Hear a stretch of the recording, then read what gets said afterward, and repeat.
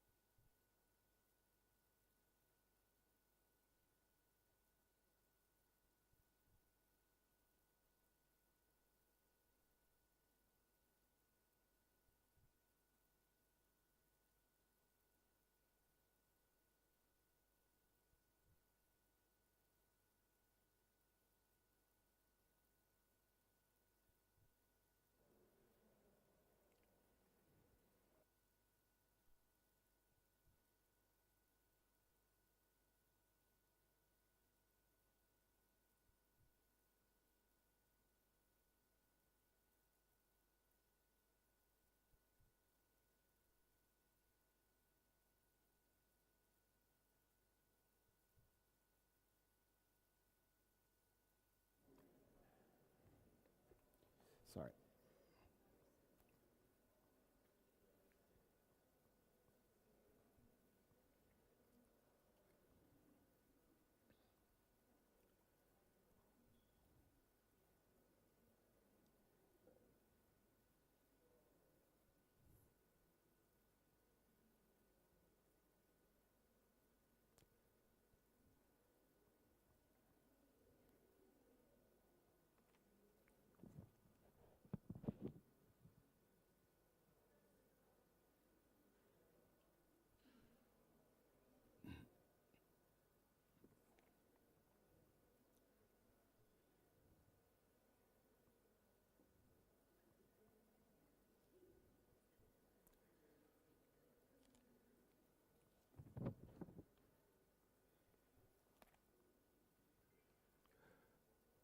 Okay.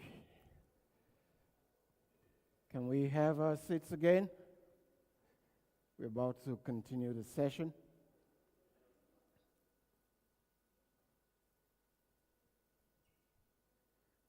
Hope you had a great lunch.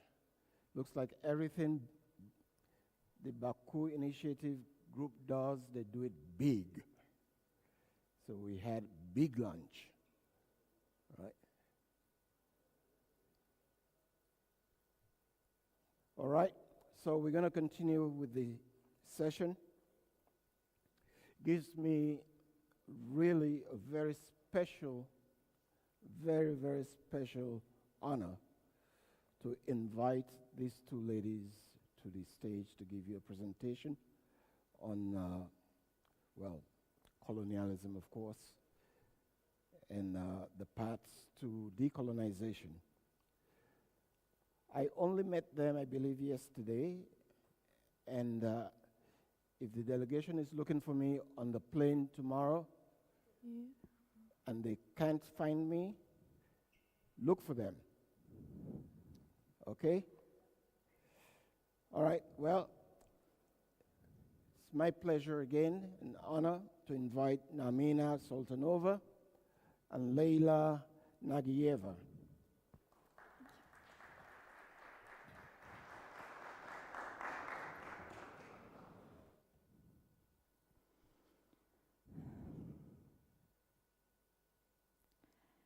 Hello, everyone, ladies and gentlemen, dear distinguished guests, dear colleagues.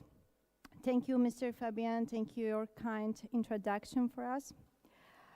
And it is a great honor to us to present our presentation here. And we are, you know already, we are the representative of Baku Initiative Group.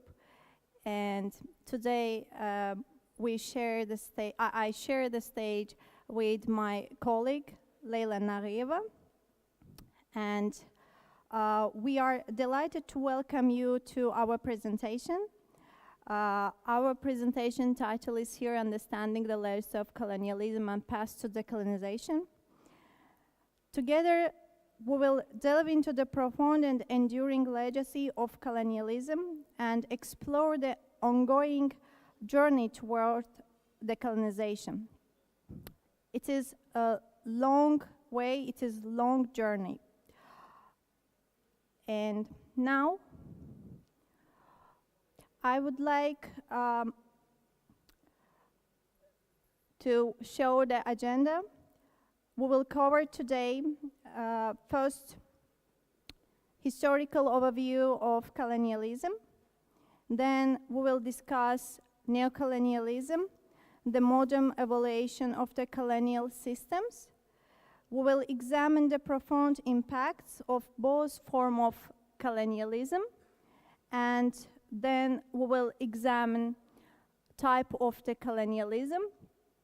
And next, we will outline the different type of the colonialism emerge over time. Finally, we will explore the decolonization process supported by legal frameworks and global organization, and wrap up with the case of St. Martin as a compelling example. Now, let's get started. My first slide. As you see, we have a lot of unpacked, so we get started the historical overview. Today we have to aware of the profound and enduring impacts of colonialism and insidious nature of neocolonialism. You see clearly here colonialism notion, and here is the three important points I mentioned over there. Powerful country, direct control, and a less powerful region. It's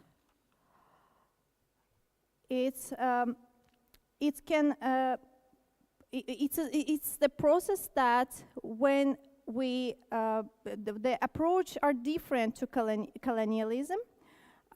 Someone's approach to colonialism like ideology. Someone's approach is economical. Someone's approach is political. But all these the perspectives, I would like to mention that colonialism is historical process. It can be likened to the remain of the fire. From the distance, maybe as the first sight, when we hear about the colonialism, it may, if we accept it ideology, it will come as maybe harmful. But the closer examination reveals its often devastating impact.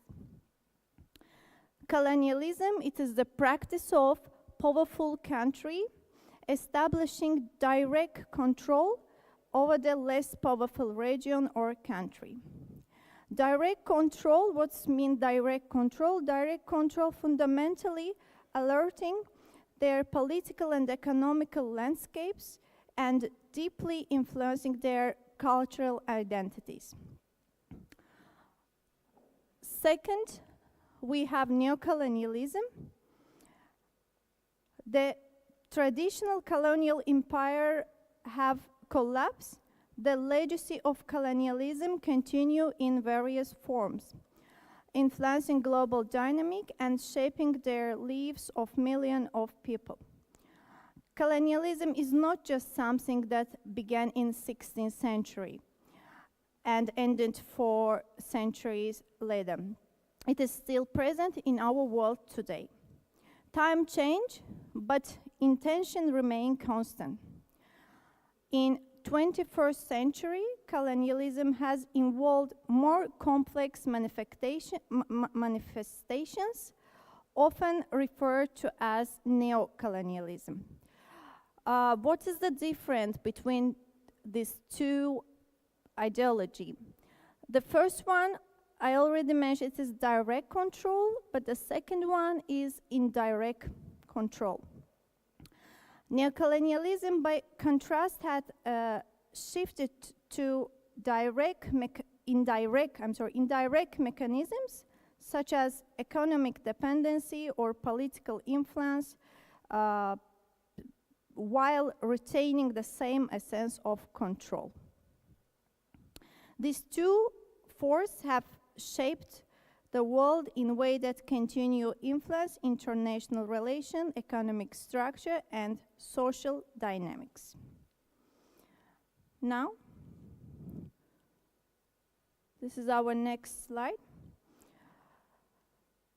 This is ultimately the powerful country exerted by a dominant country over the less powerful region or country. We already mentioned. And at the end point, we are talking about the control. Control is on different area appears. Political, economic, cultural, environmental, military. Let's talk about political. Let's talk about the political area. Governance structure often served colonial power rather than local needs. Economic, here we talk about resources were extracted for colonial benefit. Social and cultural, we can combine them, and the indigenous tradition were suppressed in favor of foreign norms. Environmental one, natural landscapes were reshaped to meet colonial demands. Military presence and control were used to enforce colonial rule and colonial power. These all the areas are interdependent, and consequently these interconnected effects explain why colonialism legacy is so deeply ingrained in today's global system. Now, next slide is about type of colonialism. Before start this type of colonialism, I would like to draw your attention to the phrase 3G. This 3G phrase, it is God, glory, and gold. It's a famous one and is summarize the primary motives of these all types. Because the God, it is desire to spread the large area and convert the indigenous people. It is the aim of the colonizer. It's the aim of the dominant power. Gold, it is the new territories. It is gold. It is the colonized. It is the colonized area. We focused on here colonized area, but their resources, their new resources, or their geopolitical points, we have to stress here. Glory, it is enhance the power and influence of colonizer. And let's delve into the type of the colonialism. The first type here, settler colonialism. Settler colonialism focuses on displacing indigenous people to establish permanent settlers. We can give here example, New Caledonia. It is the best example, and New Caledonia demonstrates the hallmarks of settler colonialism, where the significant number of French settlers established permanent residence. Indigenous people such as Kanak people were marginalized, and their land and appropriate their culture suppressed to favor the settlers' dominance. The second one is exploitation colonialism. This type driven by resource extractions. We can give example here, French Guiana. French Guiana and Overseas Department of French in South America serves as an example of exploitation colonialism. France has historically extracted gold and other minerals from French Guiana. New Caledonia also could be the next example to exploitation colonialism type, and the New Caledonia, one of the world's large producer of nickel and a critical resource for industries such as stainless steel production and battery manufacturing. The next type is plantation colonialism based on forced labor for cultural experts. France's plantation colonialism is the best exemplified by its colonies in Caribbean, particularly Martinique and Guadeloupe. Sugar plantations, the French established vast-wide sugar plantation, which become the backbone of their colonial economy in the region. The next type is trade colonialism. Trade colonialism dominance over trade routes and markets. French colonialism, French colonies such as Martinique and Guadeloupe also can be suit example here, are the center of sugar production. While the France and West local population endure extreme exploitation, environmental degradation, and economic structure depend on monoculture. And next type is, it's the last one, maritime colonialism. I would like to give here example, the blue economy of the France. It is well-known fact that France has the second largest maritime area in the world, and the national maritime space serves as a cornerstone of the French blue economy, even though many activities such as shipbuilding, maritime transport, and submarine cables are not confined to this national maritime area, but operate on the global scale. France's involvement in the blue economy maritime-based economic activities like fishing, shipping, resource extraction reflects elements of trade colonialism, particularly in its overseas territories. Control over the marine resource and maritime dominance, the important points here. France exploit the rich tuna fisheries around French Polynesia, and one of its largest exclusive economic zone. Tuna, a highly valuable resource in the global trade. And this is all the overview about the type of colonialism. And rest of our presentation, I would like to give a floor to my colleague Leyla Narieva. Thank you.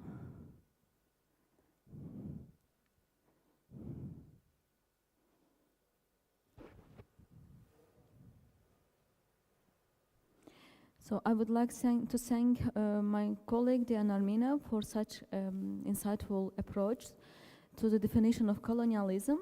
And I guess now it's time to talk about decolonization and to mention paths to decolonization. So here I will talk about definition of decolonization and role of legal instruments and international supports to gain the decolonization. So let's start with the definition of decolonization. What's decolonization itself? Decolonization is a process by which colonies are gaining independence from colonial power. And by this process, they actually establish their own governance, economic systems, and cultural identity. This process should also involve the dismantling of colonial structures and the restoration of autonomy to the indigenous population. And by talking about decolonization, we should also mention that it's not just a political act. It's a fully comprehensive transformation that encompasses not both social, economic dimensions. And how we can actually gain a decolonization, if we are speaking from the side of the people who are trying to be decolonized. So decolonization also could can be gained by independence when the colonized nation restores the power on the indigenous territory. And the second way is just to social and cultural change when this kind of nations are involved in the process of getting back the traditions, culture, and religion. I mean, so and. Next slide, I will try to focus on the role of legal instruments and international support. While talking about legal instruments, here are some legal instruments and resolution I would like to mention. The first one, of course, it's the United Nations Charter 1945, and especially Articles 1, 2, and 73-74, which emphasize a principle of self-determination and outline the responsibilities of administering powers toward of non-self-governing territories. The second one is United Nations Declaration on the Rights of Indigenous People, which actually proclaims the necessity of bringing colonialism to the speedy and unconditional end of and affirms the right to self-determination. The third legal instrument, International Covenant on Civil and Political Rights, and which also involves an international covenant on economic, social, and cultural rights by recognizing the rights of people on self-determination. And the fifth is Declaration on the Rights of Indigenous People, which was adopted on 2007, and especially Resolution 61/295, which affirms the rights of indigenous people to self-determination and control over their lands and resources. Next slide will focus on conventions. I'm so sorry. Conventions. The first convention is the Convention of on the Elimination of All Forms of Racial Discriminations, which was adopted on 1965 and addresses issue of racial discrimination. The second convention is the Convention on the Elimination of All Forms of Discrimination against women, which was adopted in 1979. And of course, we cannot a Convention on the Rights of the Child, which was adopted on 1986 and which protects the rights of children. While we are trying to speak about organization which supports the independence for non-self-governing territories, we should focus on United Nations Special Committee on Decolonization, which we also can call C24, and which was established in 1962 to monitor the implementation of the Declaration on the granting the independence to colonial countries and people.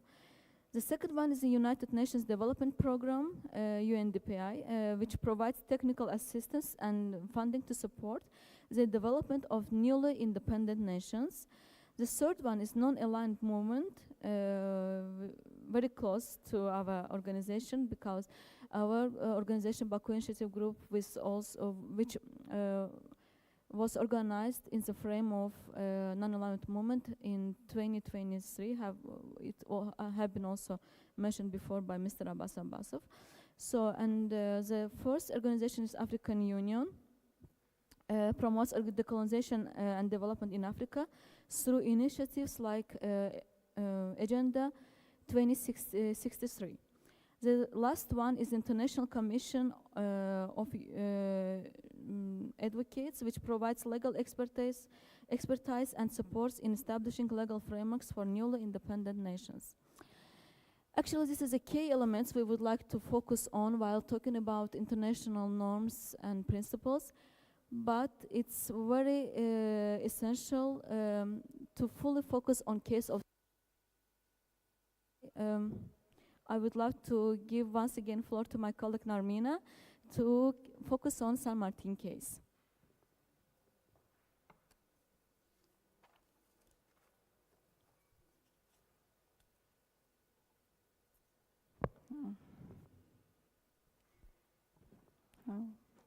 Yeah.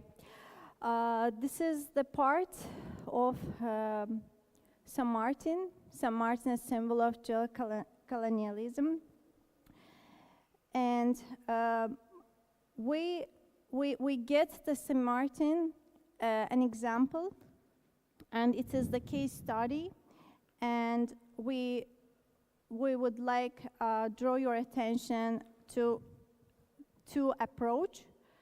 The first approach dedicates to historical view, and the second approach is legal, based on legal international norm, legal approach.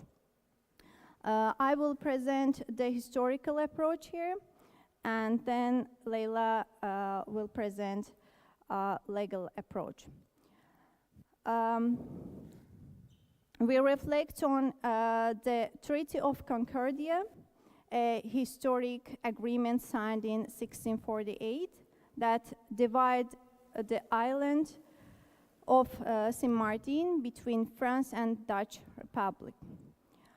This treaty, now over nearly 400 years old, continue to influence to live of the island's inhabitants. To put this into perspectives, consider the Treaty of Concordia signed between, we already said that, between France and Netherlands in 1648. But remarkably, this treaty has remained in force for over nearly 400 years. As we stand here in 21st century, but this Treaty of Concordia, it belongs to 17th century. We are here, 21st century, we must ask ourselves, it is fair that such agreement roots in the colonial past still influence our present time? Our approach is that, this is rhetorical question, approach is that the one side we see clearly French and Dutch, it's the interest of states, and the second side we easily see the violence of human rights. So that's why this is the question here that I would like to repeat again. Is it fair that such agreements rooted in colonial past still influence our present? Now I would like to give word to Leila. Leila will continue based on legal approach. Thank you, Narmina. Yes, it's very essential after mentioning the historical approach to rely on legal aspects. Legal approach to the case of San Martin. So the principles of self-determinations is a cornerstone of international law, as you know, and it's upheld by, as I have mentioned before, I would like to come back to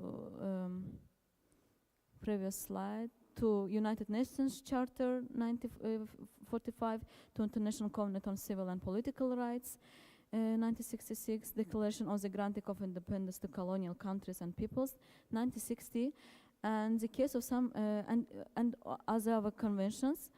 So, but here's very significant note that the case of San Martin highlights the ongoing tension between historical colonial legacies and the modern right to self-determination. I mean, while international law provides a pathway for achieving autonomy and or independence, or I mean, to decolonization, significant challenges still remain. The first of them is the economic dependency. It's a reliance on financial and external markets. The second one is the geopolitical interest with strategic consideration by France and Netherlands control. And the third one is the fragmented governance, which has also been mentioned during our previous presentations for today. And it focuses on divided administration limits cohesive action and progress. By concluding, I just want to mention that to overcome these barriers, the people of San Martin must build internal solidarity and unite across their differences. Paired with strong international advocacy, these efforts can help dismantle the remnants of colonial rule and paves the way for a future rooted in self-determination. And to conclude our presentation, we have the quote for today, which sounds like coexistence is not a unity, it's survival amidst division. Thank you so much for your attention, and thank you so much.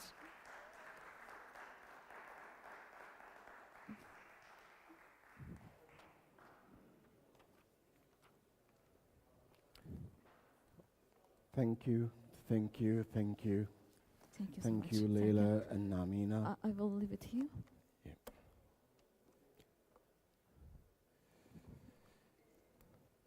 Wow. We got our work cut out for us, right? Okay, well, first of all, before we go ahead, I want to thank you guys for being such a wonderful, wonderful audience and sticking with us throughout this whole kind of long session, right? Hopefully we'll get a chance after this to go and shake some leg, right? Okay, all right. Let's move on then. I'd like to call back the warrior herself,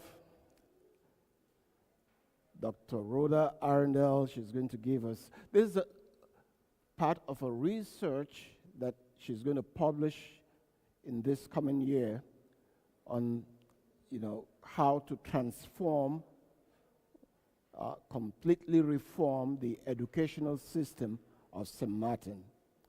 We heard earlier, what the effect of being or learning in a language that is not your own, the kind of effect it can have on you. Now she has the answer. I think she has a very well-researched paper that is going to be published, as I said earlier, this new year, 2025. Dr. Rhoda Arundel.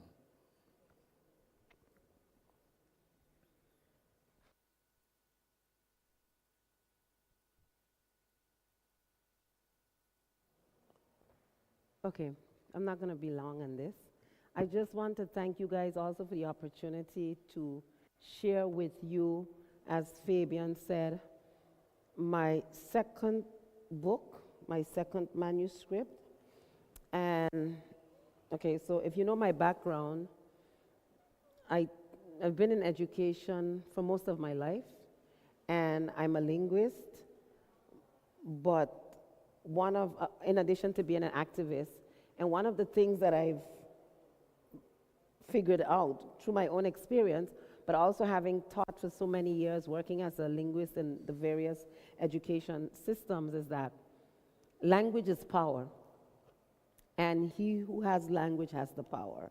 And if you don't have the language, then you don't have the power. And in a colonial setting, it makes all the difference in the world. What is your language of education? So I started to look at some things of why, for 3 years I worked in the Bahamas, teaching at the University of the Bahamas, and I was thinking, what are they doing in the Bahamas? Because they have a very high level of education throughout the world. And what are they doing that we are not doing in St. Martin? But they're not a colony, but what did they do before? So they are now independent. And so I started looking at the comparison between the Bahamian education system, St. Martin, French and Dutch education systems, and it made me look at education systems around the world, look at different models of education, and to see what is good and what can we in St. Martin learn from these models. And so I have a quote here from one of the books that I used in my research, whose writer is Vivian Stewart, world-renowned American educator, and she says, a world-class education system should not just be defined by rates of high school and college graduation, but also by the quality of its educational outcomes and whether the content and skills are adequately preparing students for a rapidly changing global environment. And that's what I want to do. I want to say to the people of St. Martin, but also to the world, right? How to get a world-class education. What are some of the things that are absolutely necessary in a world-class education? I'm not going to talk about the colonial education per se, but as was mentioned in many of the presentations today, in the Caribbean, education is based on an old colonial system from Europe. Even where the people are majority Africans or indigenous, there is no model of the values of Africa or First Peoples in the education system. So everything that you're thinking, everything that you're learning, the way you are behaving, the way you are taught to think is European. And so I wanted to replace that. What can we do? And so I'm going to skip this part about education in St. Martin. And so one of the things I explore is how language is used to present the reader with a broad picture of the language in education. And I talk about the real life experiences of students, of educators who are advocating for our language in education system, and what are the things I looked at when I looked at the models in the world. What are the core components? What do we need? What must we have if we are going to build this world-class education? And finally, I proposed a system for St. Martin. My contents of the book, like I said, the education system of St. Martin versus the Bahamas, and then this idea of primary, secondary, tertiary. Is that something that we still need to be using? And then finally, some of my students that I was tutoring in the afternoon, I was interviewing them, doing my research, and I said, I'm asking questions and I'm taking notes. And one of the young ones, very young guy, he said, why don't you put us in your book? And I said, that's a good idea. And then I started interviewing students about their experience with language in school. And it is, we'll talk about, when you read the book, you will buy my book, I'm sure. When you read the book, you will see the horrific stories of children express themselves. They're learning something, but they don't know how to express themselves, and so they think they're stupid. And they say to you that they're stupid because they feel stupid because they cannot express themselves.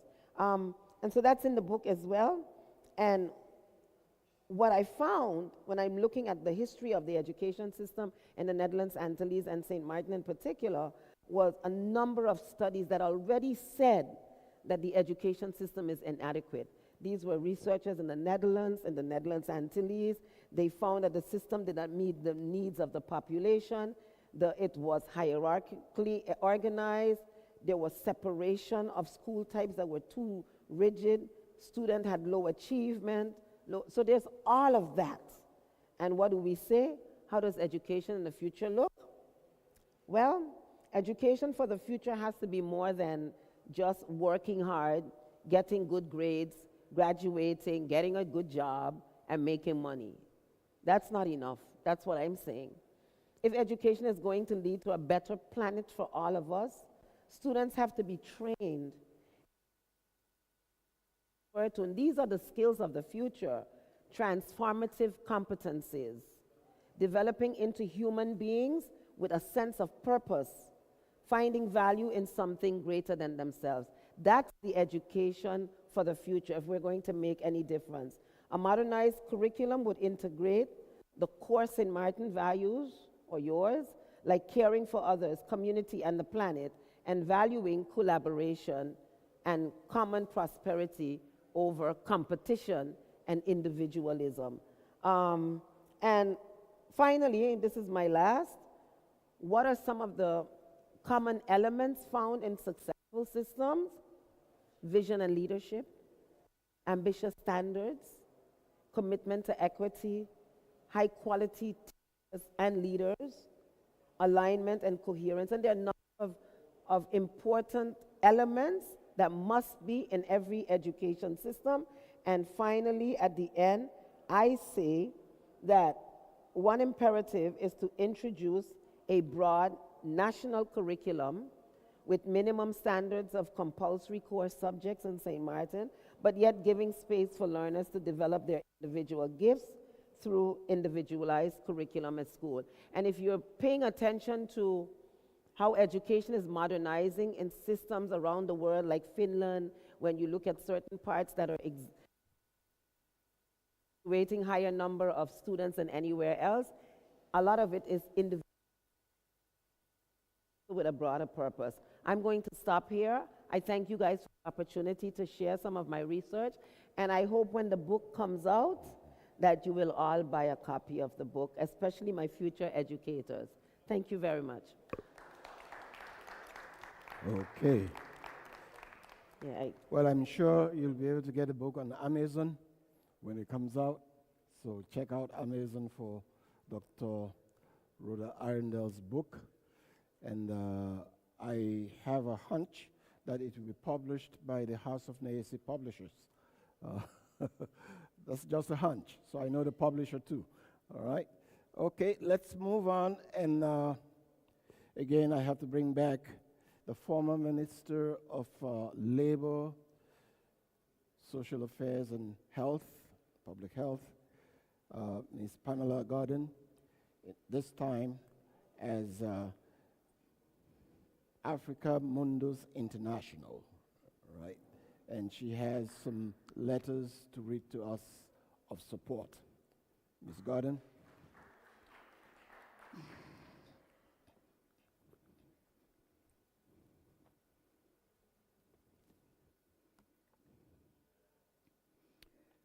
Today, I'm not only here as part of the St. Martin delegation for One St. Martin, but I'm also here in the capacity of the leader for Africa Mundus Caribbean Continuum and the authorized representative of Africa Mundus International, an organization well known to the UN.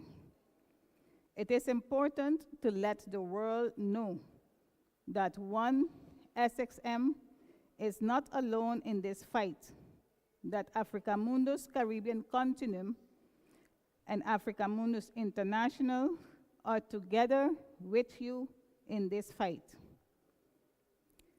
Africa Mundus International, an organization existing for 20 years and consisting of 47 countries worldwide, is hereby giving you publicly their support, and as the authorized Africa Mundus Caribbean region leader, I am here in representation of Mr. Julius Garvey from the Marcus Institute, and also the president of Africa Mundus International, Mr.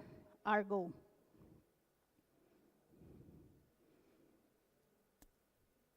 We have all come together and provide one SXM with a letter of support.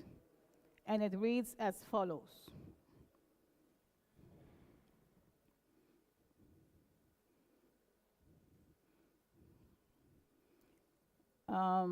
They are representatives of French countries, so the letter will be in French, but I can also translate it. Object, which is reference, Continuum Africa Mundus Caribe, à la conférence de Baku, Initiative Group B, to whom it may concern.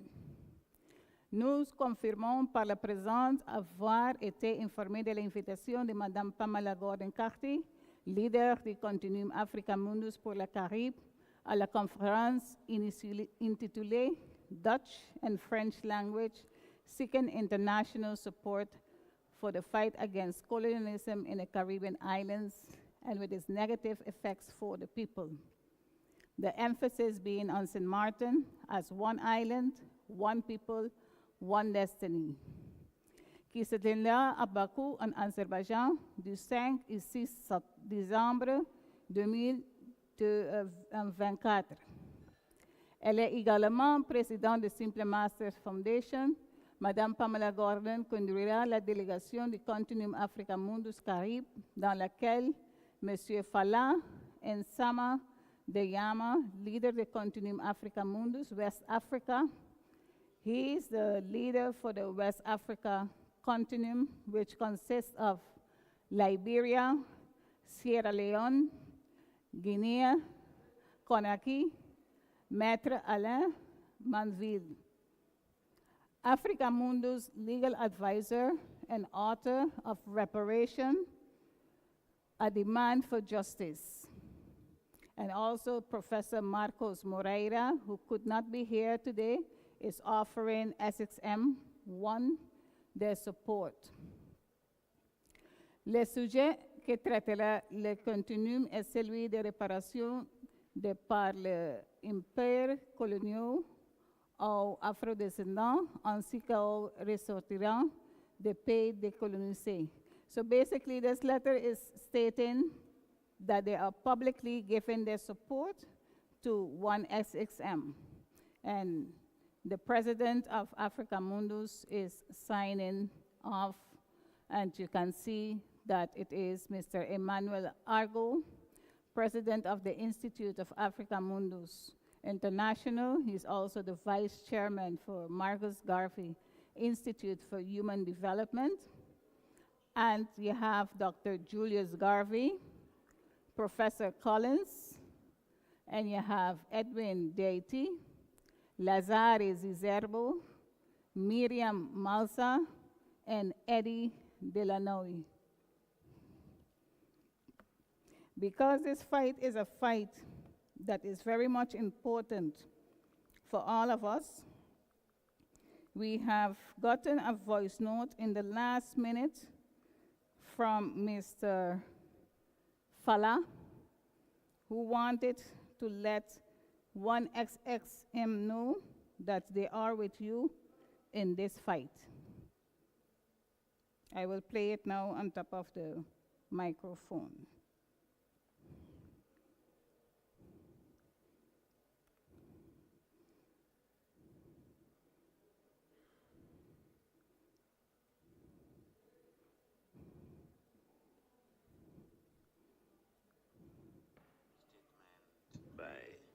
Commissioner Falain Sandema, leader representative of the Africa Mundus Continuum for Anglophone West Africa, to the International Conference for Support Against Colonialism and its negative effects on the people of the Caribbean islands in Baku, Azerbaijan. Mr. Chairman, Excellencies, all protocols observed. It is a privilege and honor to have an opportunity to speak at such an august assembly. There could not be any apt theme for an international conference on colonialism and neocolonialism and their effects on black and suppressed people everywhere in the world.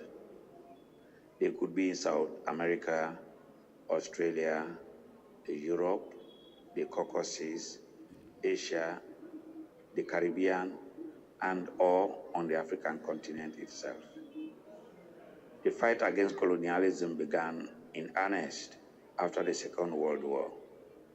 But before the end of the war, there were many atrocities against black and other non-Caucasian persons in Australia, the Aborigines, the Abukwekwe Indians in North America, and other non-whites in North America and elsewhere. However, the main atrocities against black, especially Africans or Negroid persons, are the transatlantic slave trade.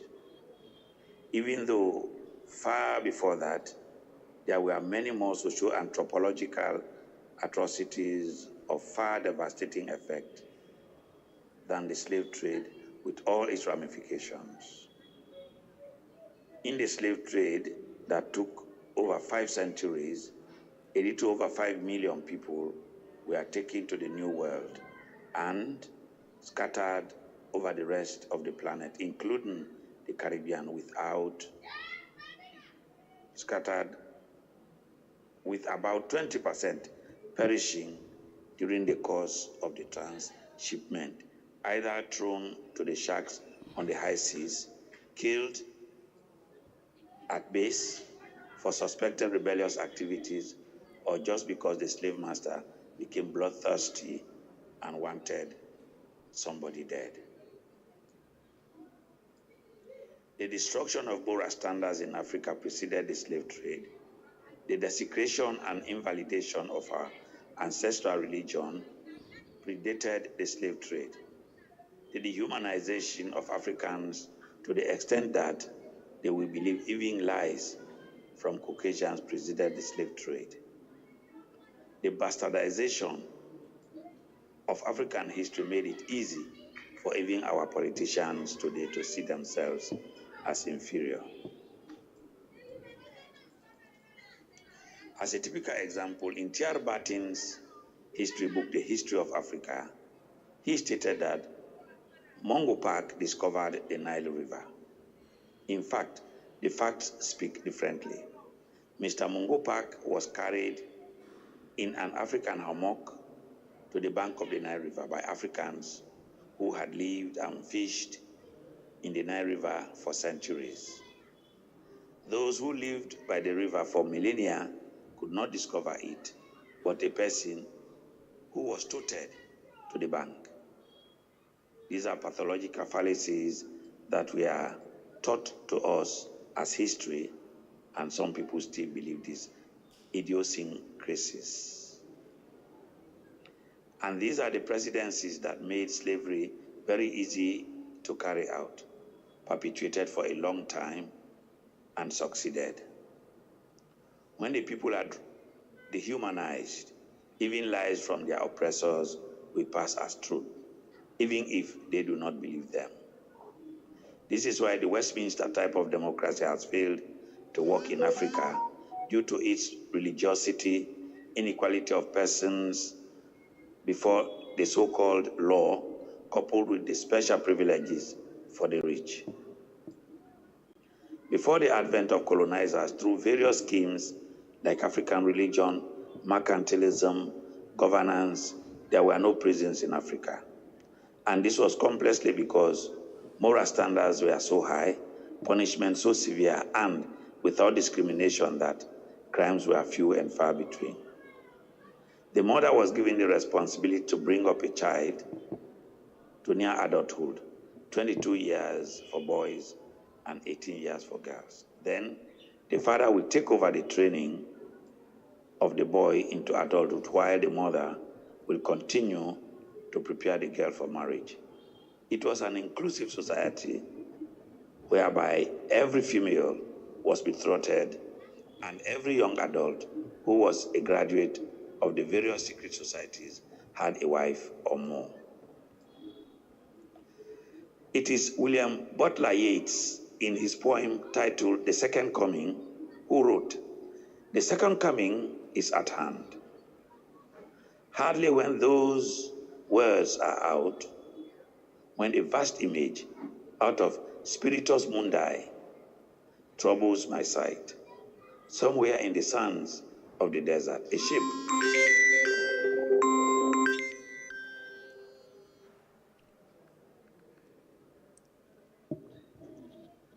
ship with a lion body and the head of a man, a gaze blank and pitiless as the sun. Indeed, meetings like these are prelude to that second coming where we will ask for reparations. We will ask for reparations for 5 reasons. First, we will ask for reparations as a compensation for the loss of young, vibrant women and men who were forcefully and illegally taken away into forced labor, foreign lands and culture, maltreated, etc. Second, we will ask for reparations for rehabilitating the African mind, for the denigration of our religious systems, our secret societies, but more important, the invalidation of our governance systems. Third, we have the right to ask for reparations, and we will ask for the satisfaction and the confirmed knowledge that we are indeed free at last. Fourth, we will ask for reparations as victims of gross human rights violations, as a race of non-Caucasian people. And fifth, but not least, we will ask for reparations so that it will become a norm with guarantees that it will never happen again. One of the responsibilities we have as Black suppressed people all over the world, wherever we are, in North America, Australia, Asia, the Caribbean, South America, and Europe, or on the African continent, we need to build strong bonds in the forms of civil society, people-based organizations, non-governmental organizations, etc., at country, regional, and global levels. The truth is that the fight is not easy, but we will succeed because, as W.B. Yeats wrote, a vast image out of Spiritus Mundi, somewhere in the sands of the desert, with a shape of a lion body and the head of a man. This is how strong we are, and once united, we shall and must overcome. Thank you for your time. About the author, Commissioner Falai Nsandema works with the government of Sierra Leone as a public officer, as a commissioner at the Income Tax Board of Appellate Commissioners, also Commissioner Joint Maritime Delimitation and Boundary Realization Commission for Guinea, Conakry, and Sierra Leone, Regional Secretary General Makuna River Organization with national chapters in Guinea, Liberia, and Sierra Leone, National Publicity Secretary, Veteran Journalists Union of Sierra Leone, Pan-African Treasurer General, Civic Commission for Africa with headquarters in Rabat, Morocco, 2010 to 2013, with support from the Tokyo International Conference for African Development, TICAD, through the Ministry of Foreign Affairs. Recently appointed leader representative for Africa Mundus Continuum, Anglophone West Africa. Thank you.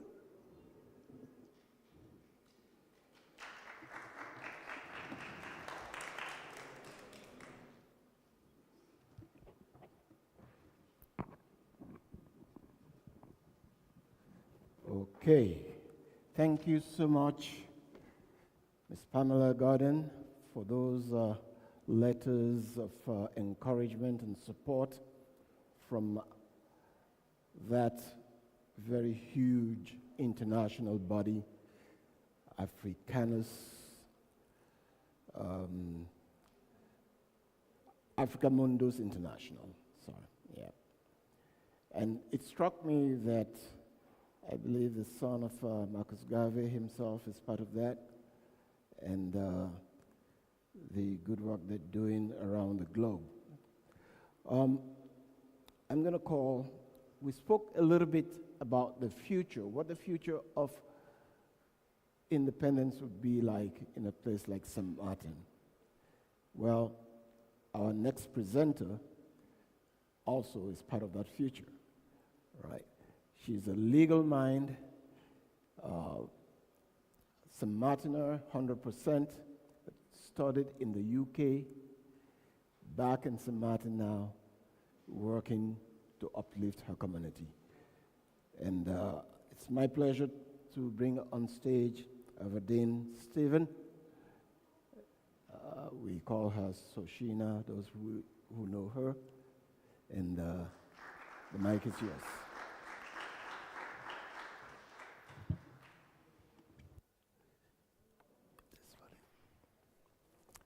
Good evening, everyone. Protocol having been established, esteemed dignitaries of Azerbaijan, members of parliament, from St. Martin and the St. Martin delegation. Okay.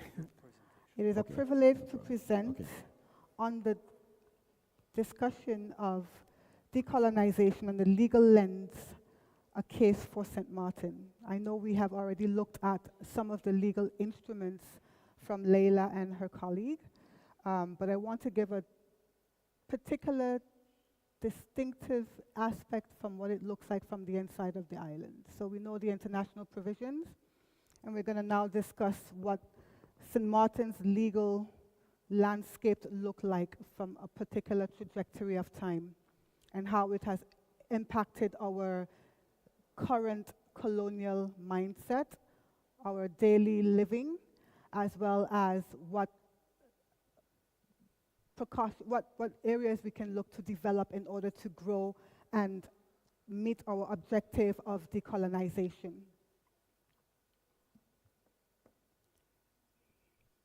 What direction am I going to? So the legal lens and the colonial frame.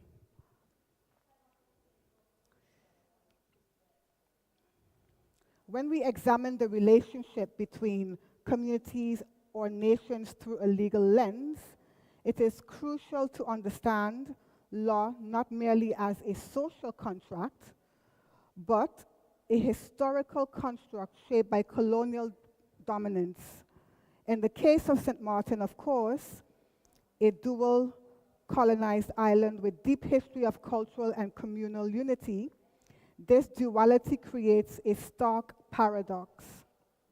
While the island's heritage reflects the ideal one island, one people, one destiny, the colonial frameworks imposed by France and the Netherlands have fractured our identity. Law as a tool is used as a domination. To fully grasp what St. Martin's colonial challenges present, we must first recognize how legal systems have historically wielded an instrument of control and exploitation in the colonized societies. One of our documents mentioned before is the Concordia Treaty, a treaty which has never been ratified, has been in place for 400 years, has only been used as a divisive instrument, not considering at all the choice or the will of the local enslaved and or property they were referred to at the time. So we had no say in this divisive partition treaty. So it was never we were never in their consideration at the time because we were not considered as humans, rather property to barter, exchange for labor, economic gains, and the sorts.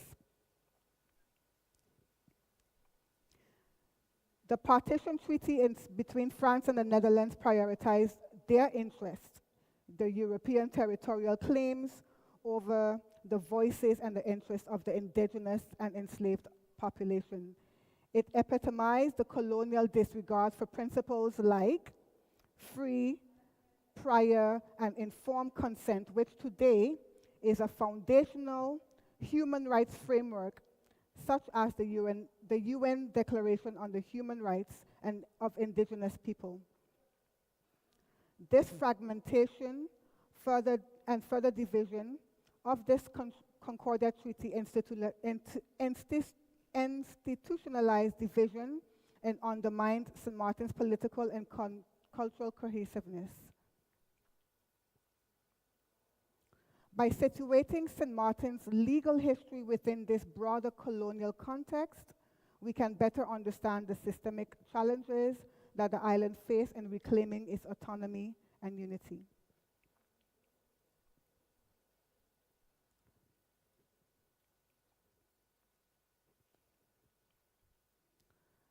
Moving forward to 2007, when St. Martin became a collectivité de la France.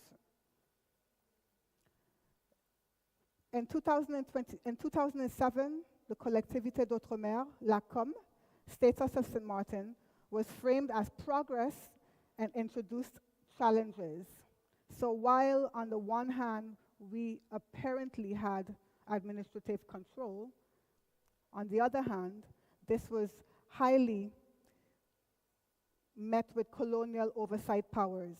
So St. Martin gained some local powers, but remained under the strict scrutiny of the French for critical areas like defense, foreign policy, and currency. The legal fragmentation and the organic law entrenched even further the disparities between the French and the Dutch sides, fostering economic and political fragmentations as well. There was a huge marginalization of customary laws. Imposed legal systems ignored traditional practices, violations of the African Charter and human and the people's rights.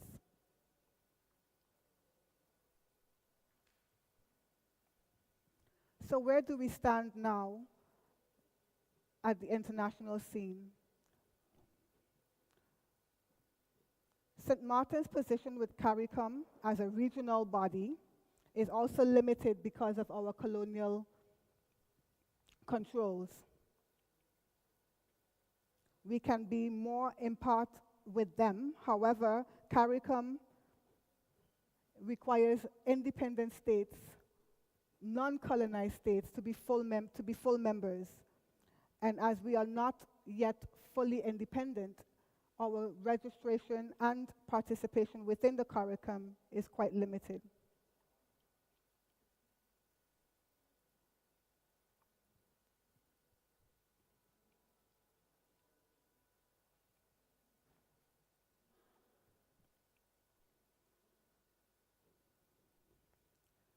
So St. Martin's unique position within our French and colonial Dutch contexts. When we look at our unique position in comparison to our French colonies like Guadeloupe, Martinique, La Guyane Française, French Caledonia, they are completely and directly ruled under the French law, just as we are.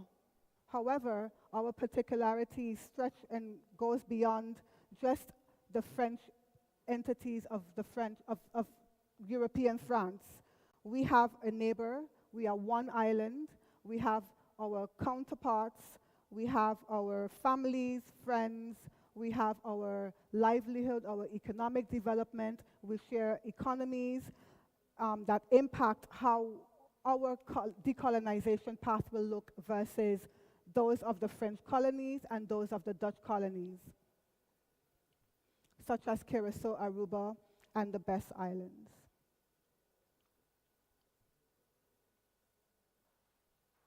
What is our path towards a unified and decolonized St. Martin?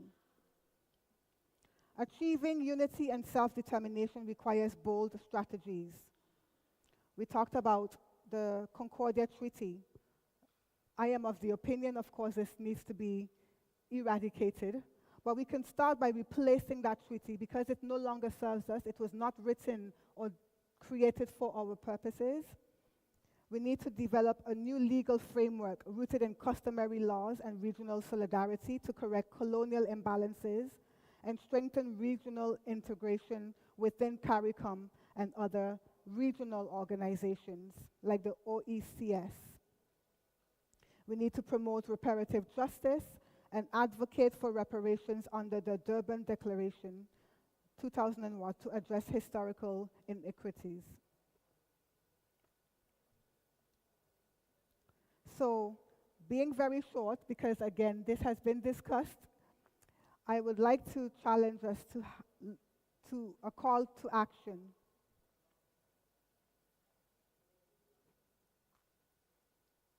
Call to action requires us to look at educating our communities about the path to decolonization, becoming more integrated within international organizations such as the UN,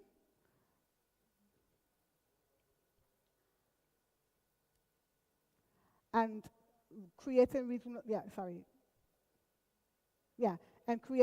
solidarity inspired by other Caribbean independent and decolonized countries as well. Thank you very much.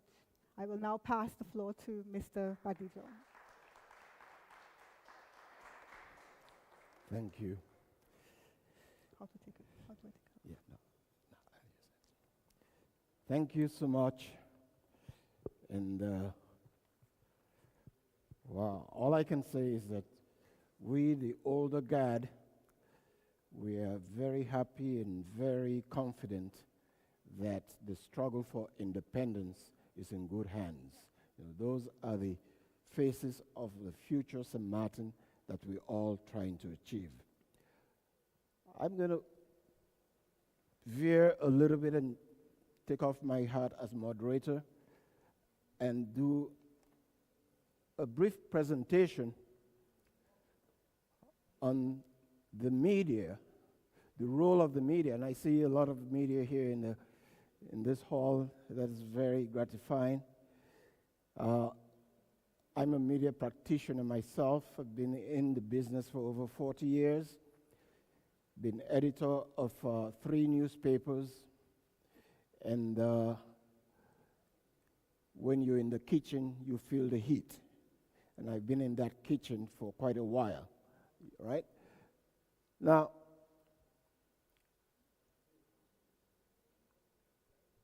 we need to understand the structure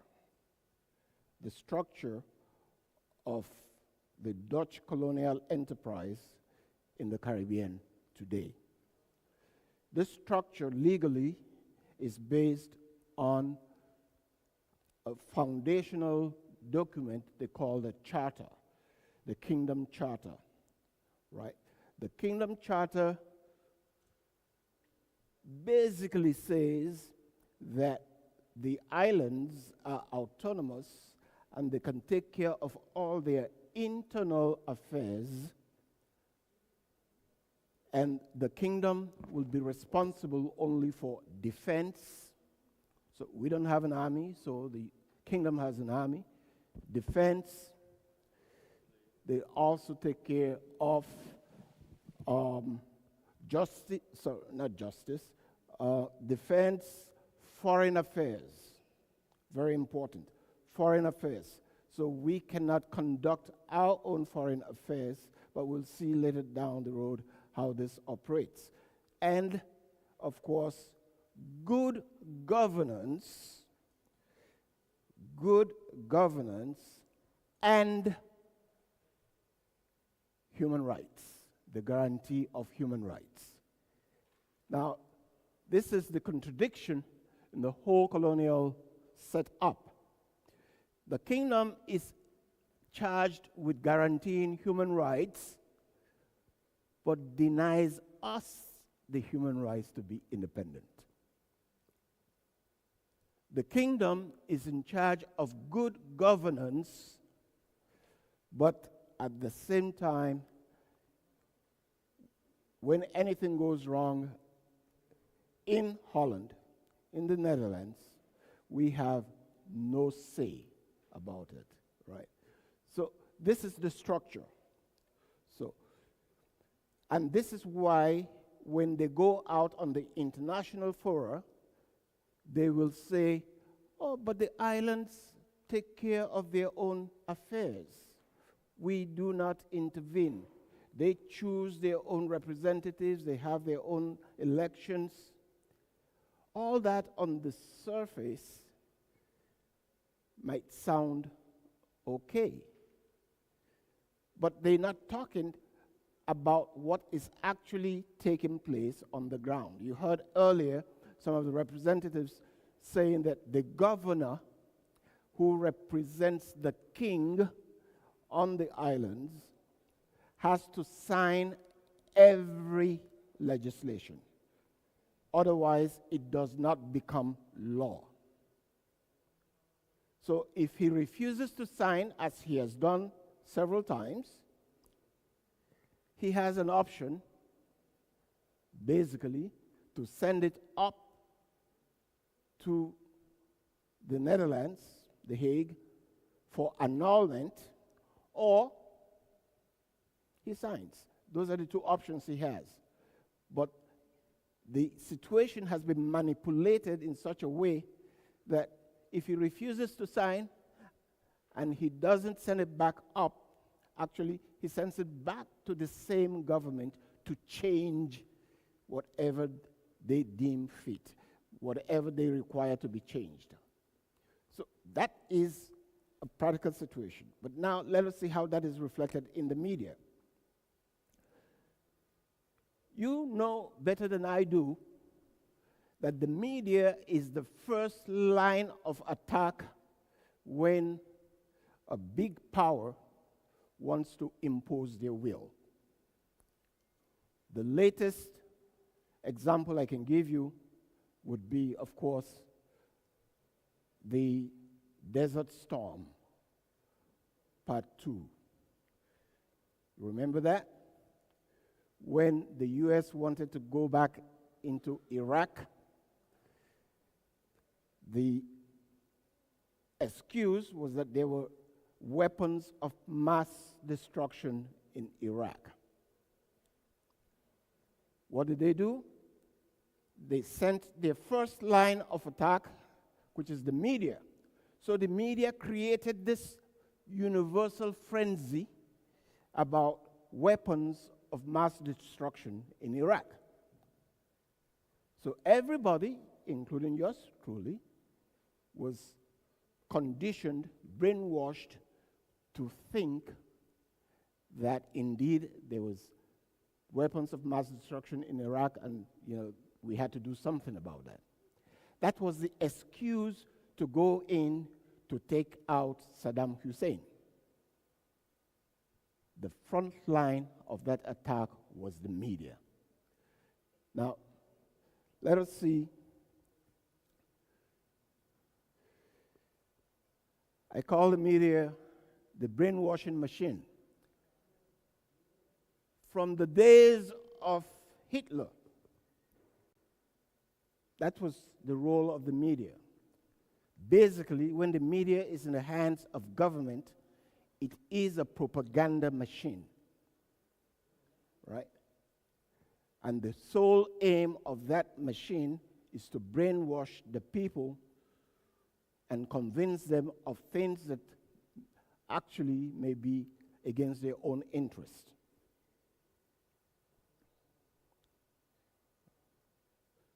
So, the media in St. Martin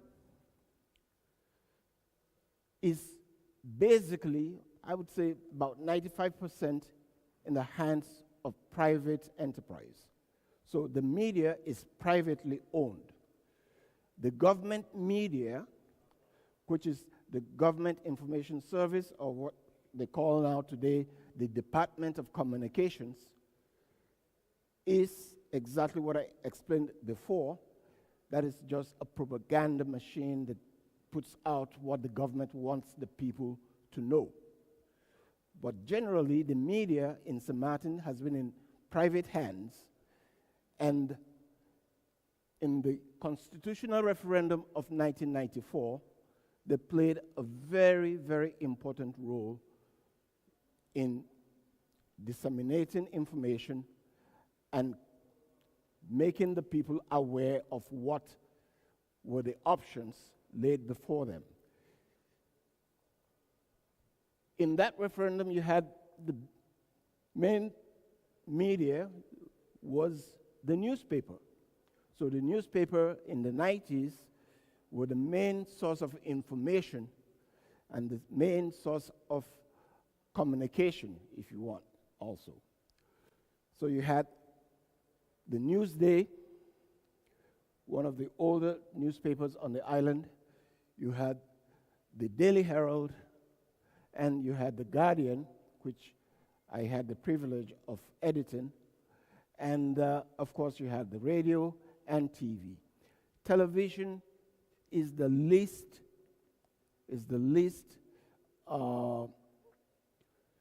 used medium on the island for communication of local events.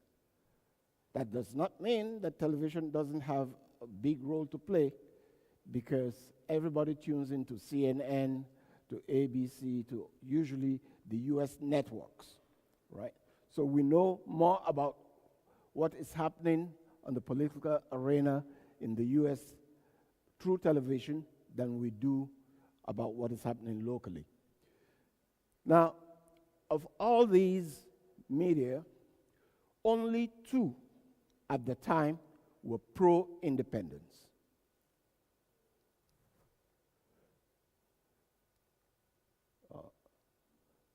Okay. Sorry. All right. This is jumping.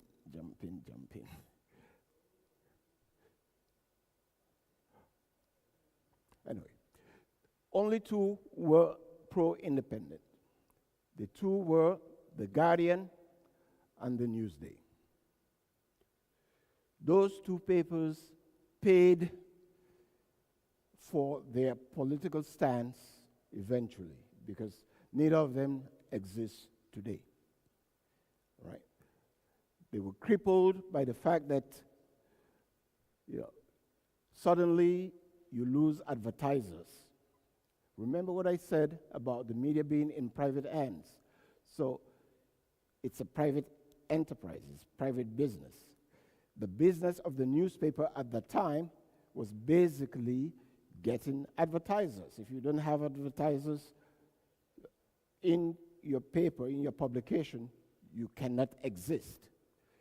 So the system works in such a way that a phone call to one of the major advertisers would make them change their mind and withdraw their advertising from you.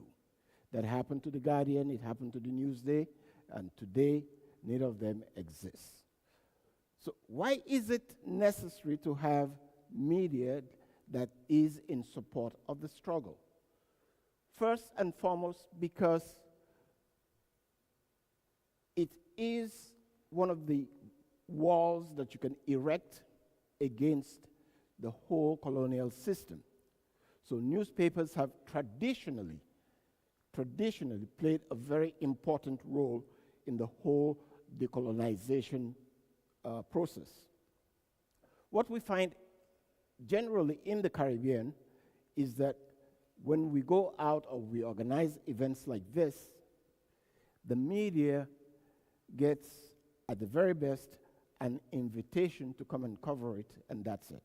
The media is never made part and parcel of the event in terms of strategizing and creating the narrative that you're going to put out there so that the people will understand what is going on. Because we don't have that, quite often what you have is the media, they come, they take pictures, they go, they maybe write one story, and that's the end of it. That's the end of it. Now, in that way, there is no way we can continue to repeat ad nauseum what the message is. The message is the massage. That's McLuhan, right? So the way you get people to believe in your cause is to make sure that they are convinced not only morally that that's the right, but also that it is in their best interest. what has happened so far is that we have media that do not stand up for the people that they are supposedly informing. They do not stand up for what they believe in. They do not stand up for them in any sense of the word. And the reverse is true with the colonizer, because the colonizer knows exactly how to use the media to create an impression, to create a whole narrative that will make your own people look at you and say, you got to be a crook, you got to be corrupt, you got to be this, because they use the media effectively.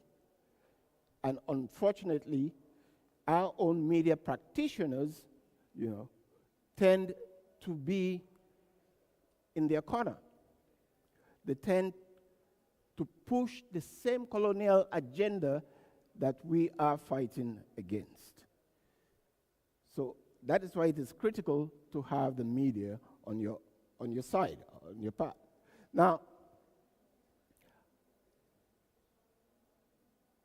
of course, the landscape has changed since 1994. In 1994, we didn't have smartphones. We didn't have all these bloggers. We did not have all these other social media that basically have replaced, and this is the danger, they have replaced the professional, traditional media. So any blogger now with enough following can create their own story, put it on Facebook, put it on Instagram, put it on any of the social media outlets, and that becomes a story on its own. And there will be people who will believe whatever that blogger is putting out, whether they are checked for being factual or not, whether they are based on any kind of evidence at all. They just put out whatever, I call it opinion media, right? So they put out their own opinion. The opinion doesn't necessarily have to correspond to what is the fact, right? Now, going forward, and I think I had there another slide. So I said the foreign affairs is the domain of the kingdom government, right? Now, St. Martin is an island composed, practically, you could say, with 90% or so of Afro descendants. Whatever the percentage may be, but majority of St. Martiners are Afro descendants. In December 2020, the same kingdom government that speaks for St. Martin on the international stage voted against a UN resolution calling for the global action against racism, discrimination, xenophobia, and other related ills. They voted against that. Now, we in St. Martin didn't even know that. We were not consulted. Our government was not consulted.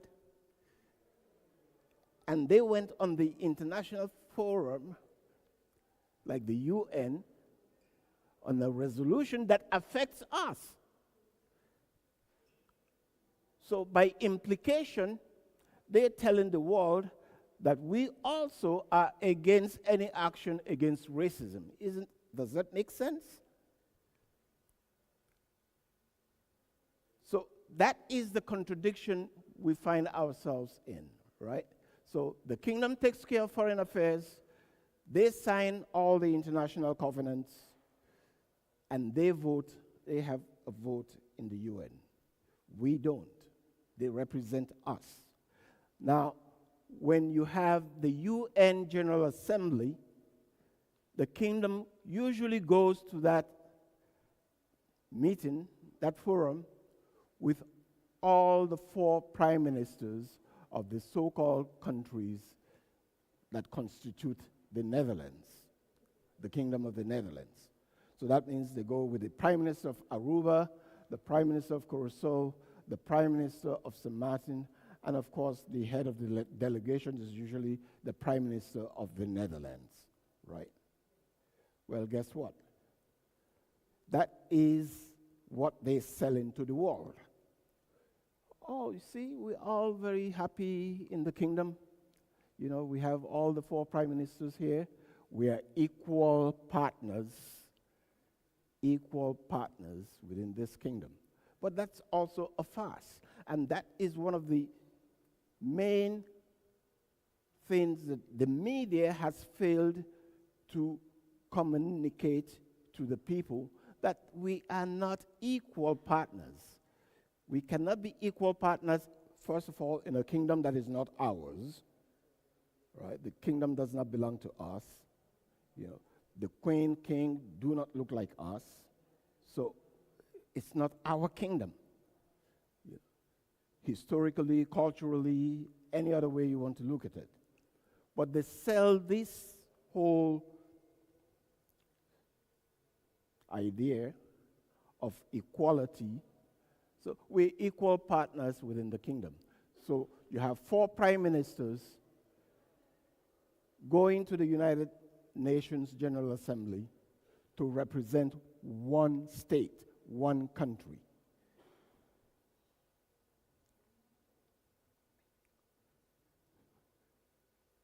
But here's the thing. Only the Kingdom of the Netherlands can be considered a state. Only the kingdom, not, I repeat, not the individual autonomous countries or the public bodies, has international legal personality. This is not me saying this. This is not us saying this. This is the Ministry of Foreign Affairs of the kingdom stating this clearly in an article in a booklet. It calls 4 countries, European and Caribbean, that is published by the Ministry of Foreign Affairs. So again, here we see the whole fallacy, you know, of the setup, of the colonial setup. When it's convenient, we're equal partners, we go to the UN together. But when it is not convenient, the reality of the situation is only the Kingdom of the Netherlands is a state. Okay. Okay. Mm-hmm. All right, so there we go. This is the reality of the situation in St. Martin. It's the same when you talk of the northern side, right? The French side, or as they call it, we prefer to call it the northern half of the island. They go through the similar thing. I'm going to stop here because it looks like we have a very important activity to do right now. I think if they are ready, is Namina around? Is she ready to? We're going to have the signing of an MOU, the signing of the MOU between the one SXM Association of St. Martin and the Baku Initiative Group. Are we ready for that? Before we continue? All right, while they're getting ready, maybe then I'll just wrap up my own presentation. So the point I was trying to make is that the media, the role of the media in terms of decolonizing a territory is not only limited to decolonizing the mind.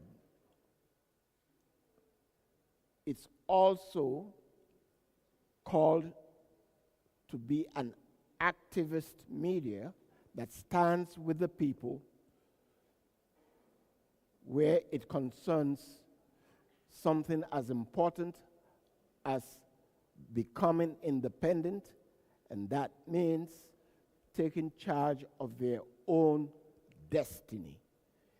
That is something that is non-negotiable anywhere else. That is why we fight wars to liberate ourselves from the tyranny of colonialism, because that's what it is. It's a tyranny. Again, I don't know. Are we ready? I need somebody to give me a signal when you're ready for the sign-in.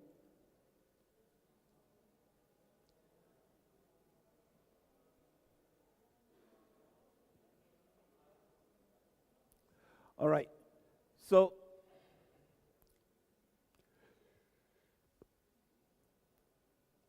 Aruba, Curacao, and St. Martin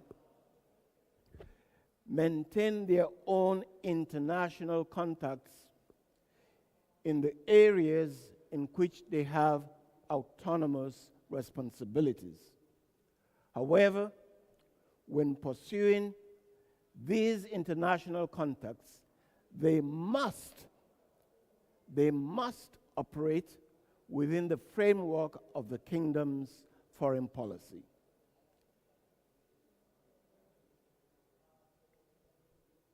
Let me clarify what that means. That means simply that in spite of the fact that they say, oh, you can go ahead and have international contacts, you can talk to your neighbors, you can do this, you can do that, it has to conform with the foreign policy of the kingdom. Otherwise, it's a no-go area. That is how important it is. So, if you're going to discuss, let us say, trade with Antigua, and the kingdom, no, maybe Antigua is not a good example. You're going to discuss trade with Venezuela, and the kingdom has a beef with Venezuela, which we know it does because it's a proxy of the US. Now, what happens there? You cannot go ahead and talk trade. Curacao cannot talk trade with Venezuela because the kingdom is basically on the side of the US when it comes to relations with Venezuela. And Venezuela, you can see straight from Curacao, any point there, because it's just very close. But Curacao cannot maintain those trade relations because the kingdom is opposed to the regime in Venezuela. That is one of the areas, one of the consequences of the colonial status that we have right now. Now, I understand that we're ready now for the signing. Are we ready for the signing of the MOU? All right. Well, I'm going to. Well, it's good. Okay.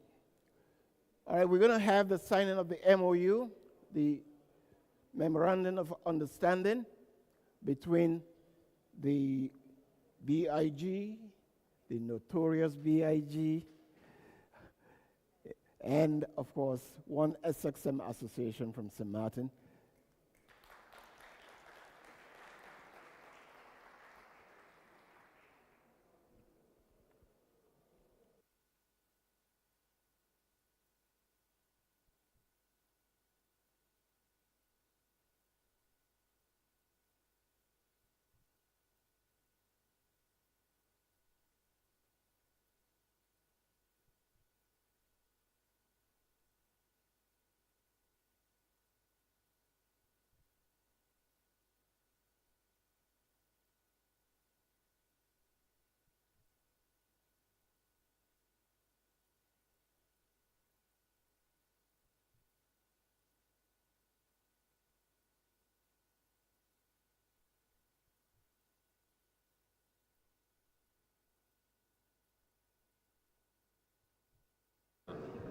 Səhər gəl ki, mən yolmayacam, Turqayla şey də var, Amil də var. Bir.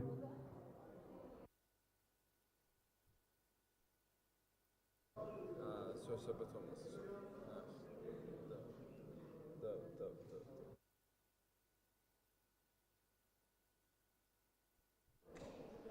Bir. Ha. İşləyir.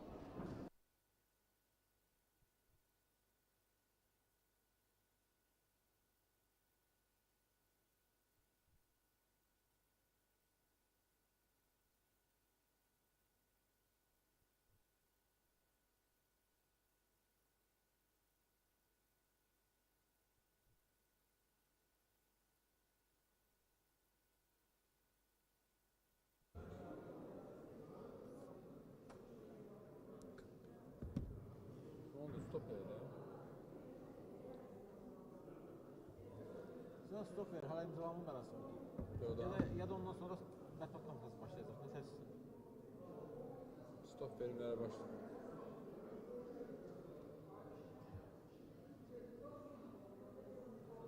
Mətbuata su atmayın aptarı.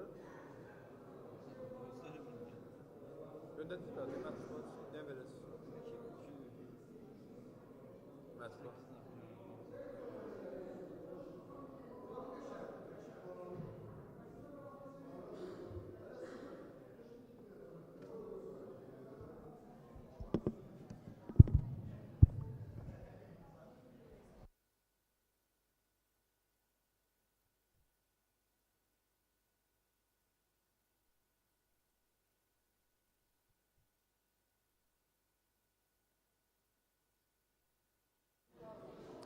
Ras. Ras.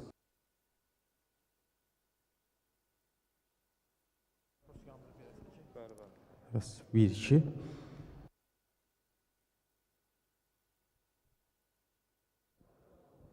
Ras. Bir, iki.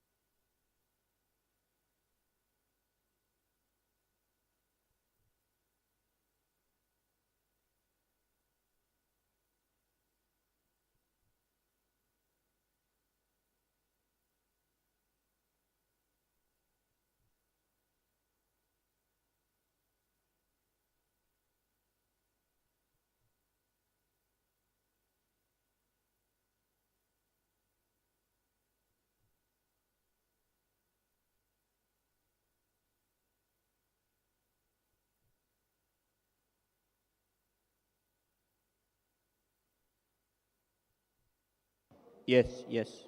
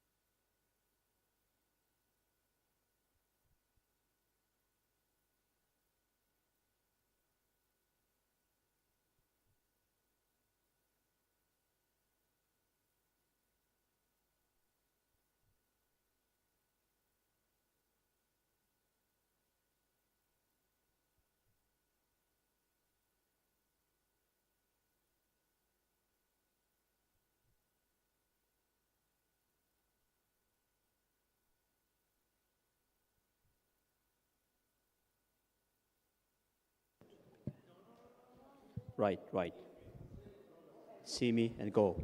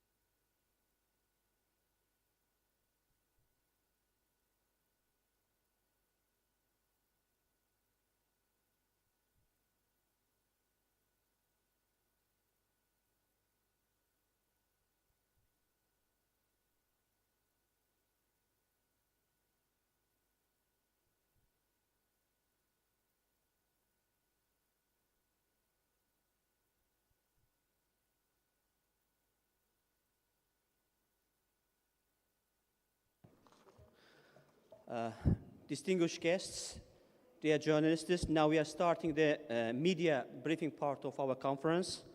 And now I would like to outline in one moment, just the outcome and the key highlights of the conference. As you know, the outcome of the international conference called French and Dutch Colonialism in St. Martin, One Island, One People and One Destiny. The Baku Initiative Group successfully hosted the international conference and One Island, One People, One Destiny, bringing together experts, academicians, and members of the parliament, activists, political activists, and politicians to address colonial legacies and advance St. Martin's self-determination.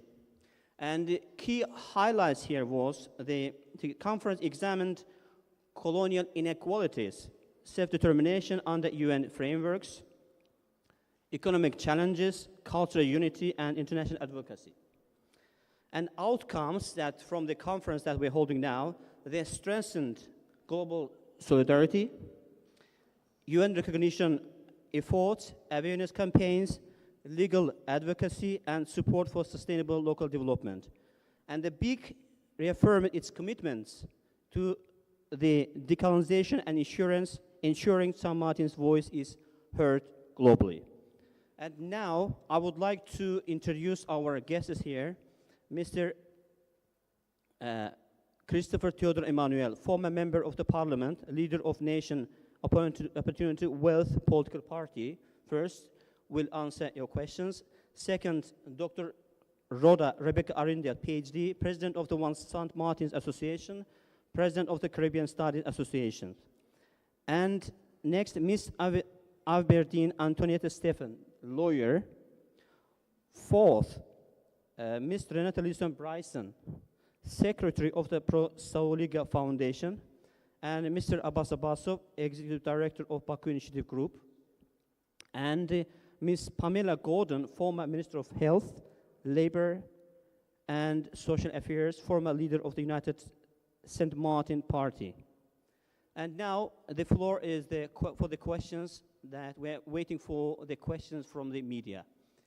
Please, you can come and introduce questions to our guests, and we can start our briefing. Please, to the floor. Yes, mikrofon zahmet olmasa.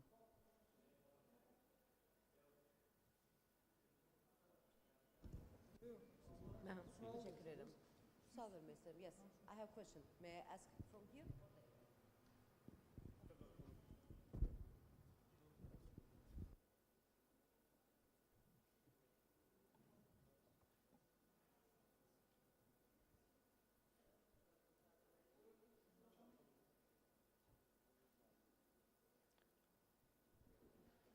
Please also introduce your company, that media company. Okay. Hello, my name is Zarifa from Baku TV. I have just only one question. One island, one people, one destiny. What it mean? What want to say? What we must know about it? Thank you. Yeah, anyone can answer this question.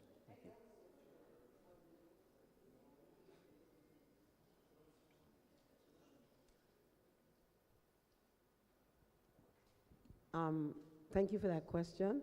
It sounds so simple, but it is so real. That's how the people live. We have been one people, and we believe that our destiny is common. So we have the administrative division of the Netherlands and France, but our independence, our destiny is going to be the one. And so we have one island, it's not two islands. It is one people living multiple passports, but it's still one people, and our destiny, our common destiny is independence.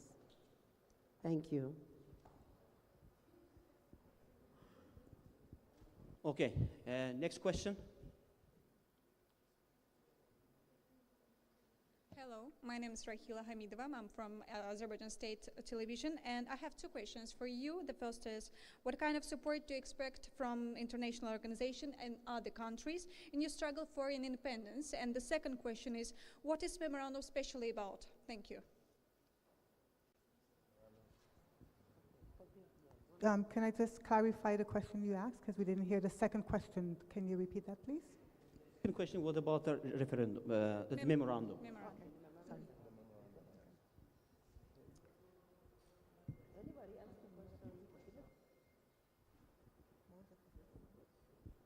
I think your first question was, what do we expect from international organizations?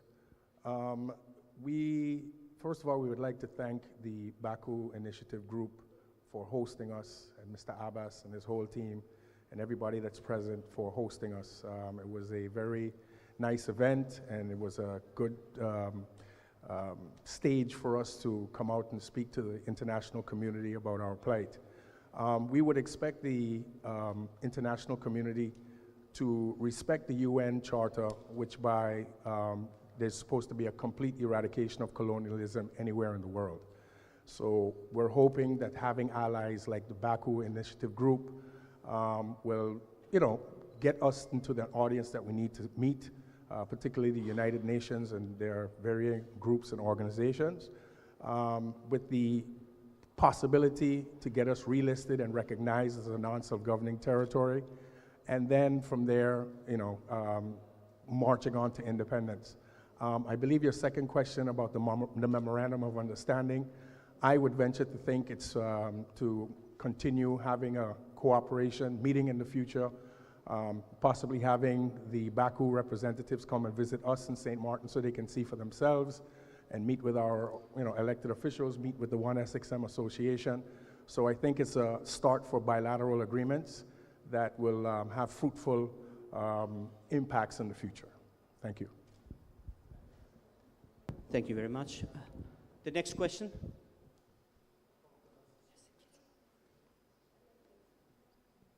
My name is Abukhaya Jafarova. I'm from Caspian Broadcasting Company, and I have two questions.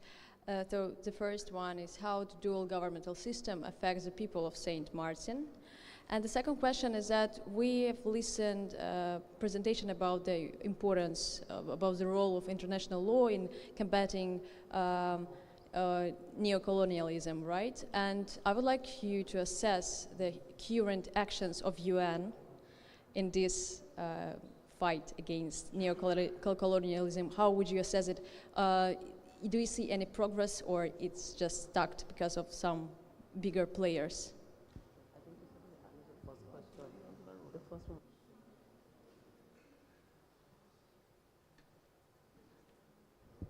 Because the second one is the UN, I think. Could you repeat the first question? Yeah, please repeat your first question. Then. So the first question was about the dual governmental system. How does it actually affect the people of St. Martin? How does it affect us? The dual thing, how it affects us. You're a living example of it. In the beginning we mentioned one people, one island, one destiny. My mother's from the French part of the island. My father's from the Dutch part of the island. When it comes to unifying the people, in terms of the administration part of government, it's difficult. It's difficult because one have to do French and one have to do Dutch. The language of instruction is French on one side and Dutch on the other side. My mother doesn't speak French, doesn't speak Dutch. So if you are married to someone from the Dutch part and he passed away, you're in trouble. You have to find someone that can translate this language for you. And it's always easier for you to speak in your own tongue. So when it comes to affecting the island, affecting the nation, from the two countries, Holland and France, it's always difficult when you don't speak your mother tongue. And we haven't been raised that way, especially those from the French part of the island. Everything is French. I was born on the French part of the island. I don't speak French. I lived my whole entire life on the Dutch part of the island. I don't speak Dutch. I do everything in English. Thank you. Second question? So Second question is about the legal part and UN part, that one. This international organizations part, not only UN. So the main issue with the United Nations is this. Once you're not recognized as one of the 17 non-self-governing territories, if you're not on that list, then you end up just being in what we like to call a no man's land. If you're on the non-self-governing territories list, the Special Decolonization Committee will come and visit you once a year. The colonizing powers are supposed to report once a year on what's going on. They come and they visit. But because we're not on the non-self-governing territories, a list of non-self-governing territories, we have to kind of just deal with the narrative that France and Holland give for us on the international stage. Because I can bet that before today or before this week, most of you in this room had never heard of St. Martin before. But you have heard of other Caribbean countries that are independent. So that is the issue that we're having. We need to have a voice with the United Nations through, obviously, Baku Initiative Group and others like them to give us a voice so that way we can, have our plight heard by the right ears. But again, like, how would you assess actions that UN takes in this sphere? Do it actually kind of ignores your attempts to being heard?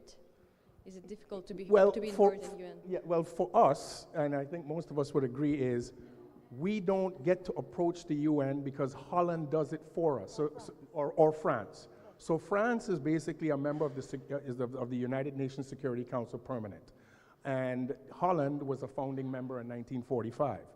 But because they're running around saying we are autonomous countries, we don't have a voice. Their voice is for us. So for instance, you would remember at the COP29, there was a statement made about Dutch colonies and French colonies, and Holland replied and said that no, we don't have colonies. They're all autonomous countries and everything is fine over there.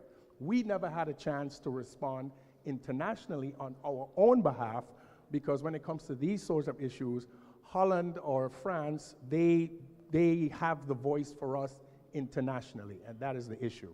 So I think the UN is not fully aware of our situation, because whenever there's any communication with the United Nations, it goes through the Netherlands. It doesn't come through the islands itself. Thank you so much. Yes, thank you for the question. Yeah, thank you very much.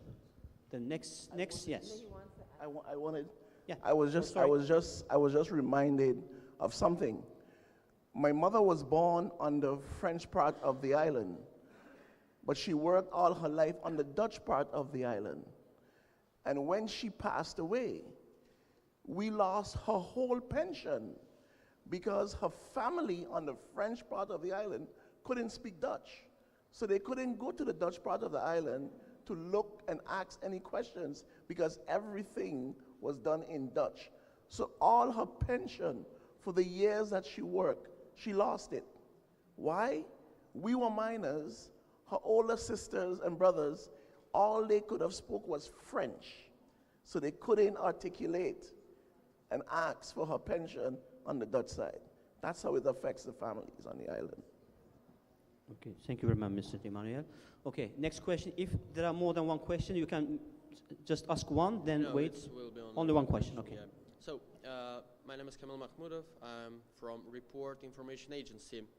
My question is, considering the terrible action of French authorities that have taken the place in New Caledonia, do you expect persecution from the French and Dutch authorities in connection with your fight for independence? Do we expect it? Yeah. Sir, we know the history of the colonizer. It is a given. It's their nature. So we will expect it. We have expected it. We've been living it. Both the French and the Dutch. But we don't care. We really don't care. The important thing for us is we deserve the exact same dignity, the same humanity that all French citizens have, that all Dutch citizens have. We in the Caribbean deserve that exact same treatment. So if the French will retaliate, we have our little microaggressions where we have battles with the young boys and the French authorities, etc. We have those regularly, or the Dutch, the services that do investigations that don't make sense. So they have the intimidation tactics that happen regularly. We're used to them. We expect it. I can't imagine after 400 years of behaving in a particular way that they will change now because it's us. We don't care. I would also like to add to the comment that Dr. Arundel says. It is also when you look at the makeup of the Dutch and the French island, the St. Martin, one people, one island, one destiny, I think our nature is to protest. So the French are very much also used to us protest. And this is for us a protest, a form of protest against the colonization that we are facing and under. So protesting is something that we will do, and they will always retaliate and react. There is a measure in the French law that allows you to do this. You know, you have the freedom of expression, you have the freedom to go to the streets and to express your thoughts, your feelings. But it doesn't stop them from, of course, circumventing the very laws that they have in place to do what we are doing, to still penalize us for it. So, like Dr. Arundel said, we will expect it, we have expected it, but we will continue to hit the streets and whatever platform that allows us to speak up and to retaliate, to bring them into the light as well, to bring our message across. Thank you. Thank you, Mr. Patin. Okay, next. Okay. Hello, my name is Rufina. I'm from Ohuas. My question will be, what key event or periods have had the greatest impact on the lives of the local people of Saint Martin? Key events, have had the most greatest impact of the... Maybe Ms. Pamela can answer this question. Oh, okay. You didn't answer any question.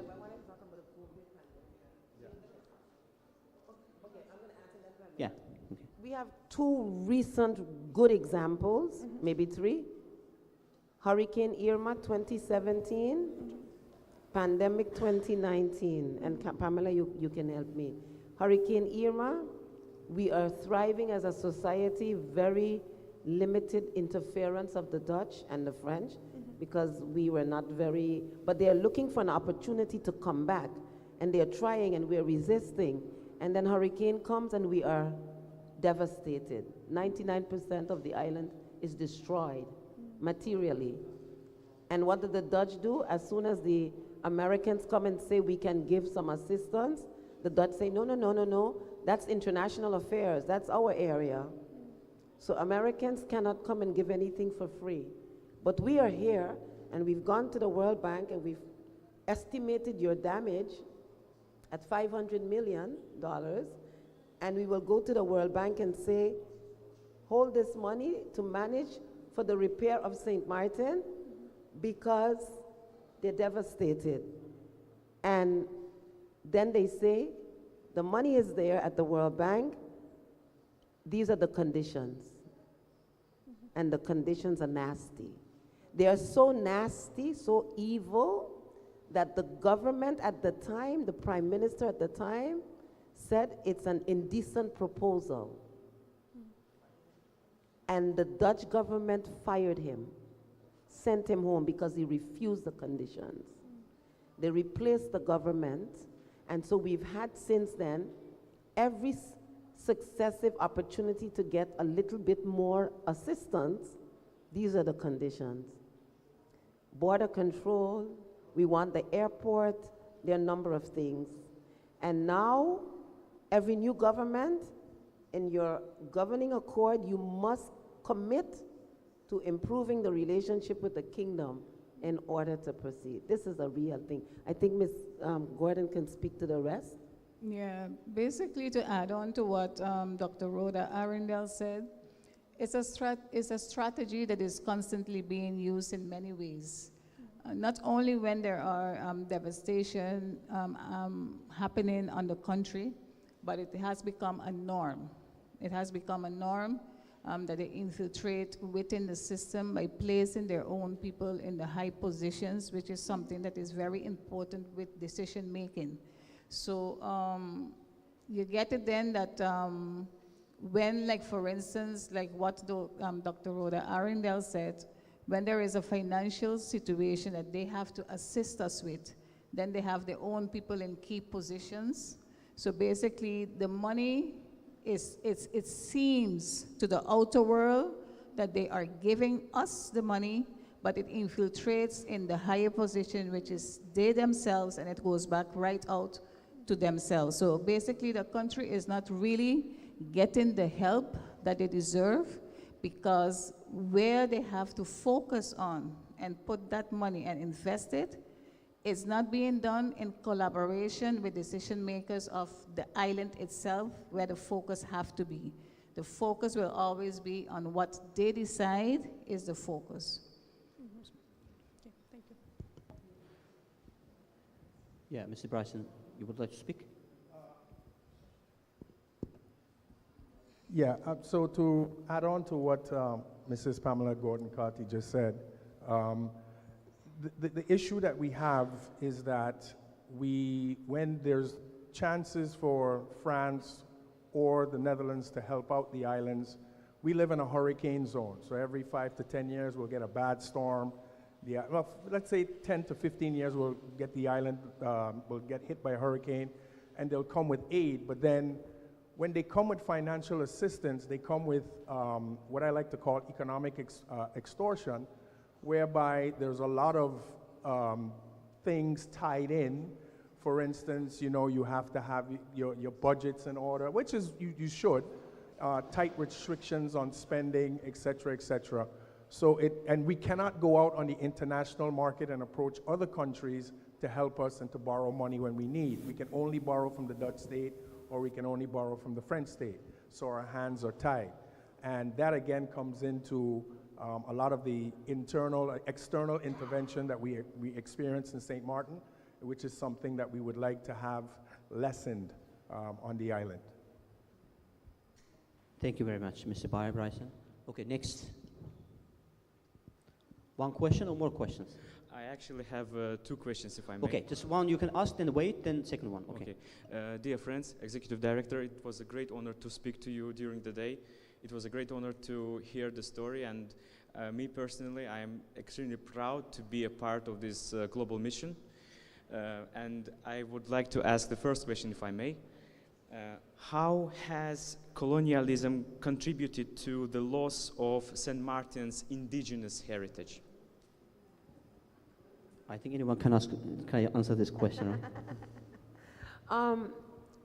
So in terms of the indigenous heritage, the Europeans are claiming when they arrived, there were no first peoples. This is their history. We have evidence to suggest otherwise, but there's not enough there. But what we do know is when they came, what was created was through the lens of Europe, right? So the Africans that are brought in, the indigenous that are coming in, the Asians that would come later as merchants, everything is being shaped through the lens of Europe.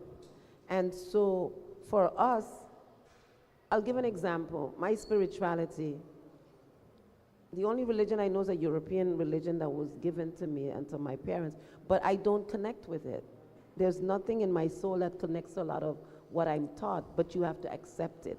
And so you see this in everything, our way of life, the way we do certain things as a people. We're now having a serious conversation in St. Martin about hair. Children are being barred from schools because of hair, because their hairstyle does not fit the perception of what is a European standard of beauty, what is a European standard of well-kept, groomed, etc. And so children, the mentality is European. Only European beauty standards are acceptable in the schools, where we're educating the mind, but the children have to go home, they have to cut their hair, so you have these little micro things that are happening, and it's all based on Europe is superior, the rest of the world is inferior. And we are colonized, we don't have a choice. Does that help? I would like to apologize. I haven't introduced myself before. My name is Ayub Alaskarov. I represent Azerbaijan State News Agency. So I will pass on the question. Give it later. Anyone? Yeah, second question. Okay. I can ask the second question. Yeah. Okay. So my second question is, how has the colonial focus on tourism impacted the St. Martin's economic stability? Tourism. How does colonialism impact the tourism? Tourism, the other sections of the life. Because you have mentioned before, some of you mentioned before that the Netherlands and France, they ban tourists visiting your country. So obviously tourism can give lots of impact to the economy, positive impact. And my question is, how has this colonial ban on tourism impacted the island's economic stability? I'll give you a prime example. We built St. Martin. The people of St. Martin built St. Martin. The people of St. Martin built the airport. Not the Dutch, not the French. The people of St. Martin built the harbor. We built it. We went and we looked for financing to build it. The Americans looked at St. Martin and said, you have the best possibility for pre-clearance. There is only 4 countries in the region that has pre-clearance. The Americans said, St. Martin, you are positioned the best for pre-clearance. When pre-clearance was offered to St. Martin, it was thrown out of St. Martin because of the Dutch government. The Dutch government didn't want St. Martin to get pre-clearance. Pre-clearance would have set the standard and advanced and propelled our country in a next generation for tourism. It would have bring the whole diaspora to St. Martin, and all their flights would have been cleared going to the United States. We were stopped when it came to pre-clearance on the first go-around because of the Dutch government. Why? Pre-clearance was turned down by them in the Netherlands. And American approved pre-clearance for St. Martin. It would have advanced our tourism to the next level. Thank you. Can I also add to that? It's not a banning, but it's a limitation of Caribbean nationals. So when the hurricane came and they said, we want border control, and border control means the Dutch are deciding now who can come and who cannot. And the next thing they say, we have an immigration problem. And what is the immigration problem? Caribbean people who are not Dutch or French. But the majority of the people on the island of St. Martin come from the surrounding region. My mom was born in St. Vincent. Your mom was born in Anguilla? Or where? My mom, somebody From Anguilla. And we can all speak to our heritage connected throughout the Caribbean. So after the hurricane, they said we want border control and we are going to limit immigration. But what do you get? The people who've lived there 10 years, 15 years, they don't have Dutch passport or proper residence, they deport. They deport. We have families where the children are born in St. Martin, but the parents are deported and the children are left behind. That's a reality of what's happening in St. Martin in instances. I would like to add one more thing. When are you coming to St. Martin? When is Baku coming to St. Martin? It depends on you. Depends on us? Yeah. Tomorrow? Next it week? depends on your suggestions. The reason why I asked that question, if you come to St. Martin, literally with your eyes, you can see Anguilla, you can see St. Bart's, you can see St. Kitts, you can see Nevis, you can see Sabre, you can see Statia. If you look very, very sharp with a telescope, with binoculars, you can see Montserrat from St. Martin. All those islands you can see from St. Martin. It's to tell you that we are one people, and we have families from all those islands in St. Martin. My great-grandfather is from Trinidad. My great-grandmother is from Tortola. My parents came from Anguilla. The others came from Aruba. I was born in St. Martin. My sister was born in St. Thomas. My aunt was born in St. Croix. We are all St. Martin people, all of us. Rhoda was born in Curacao. My sister was born in St. Kitts. Renata's family is from Curacao. Pamela Garden has family from Curacao. We are all St. Martiners. And to add on to that, I want to say that coming back to the question of tourism and economics, right?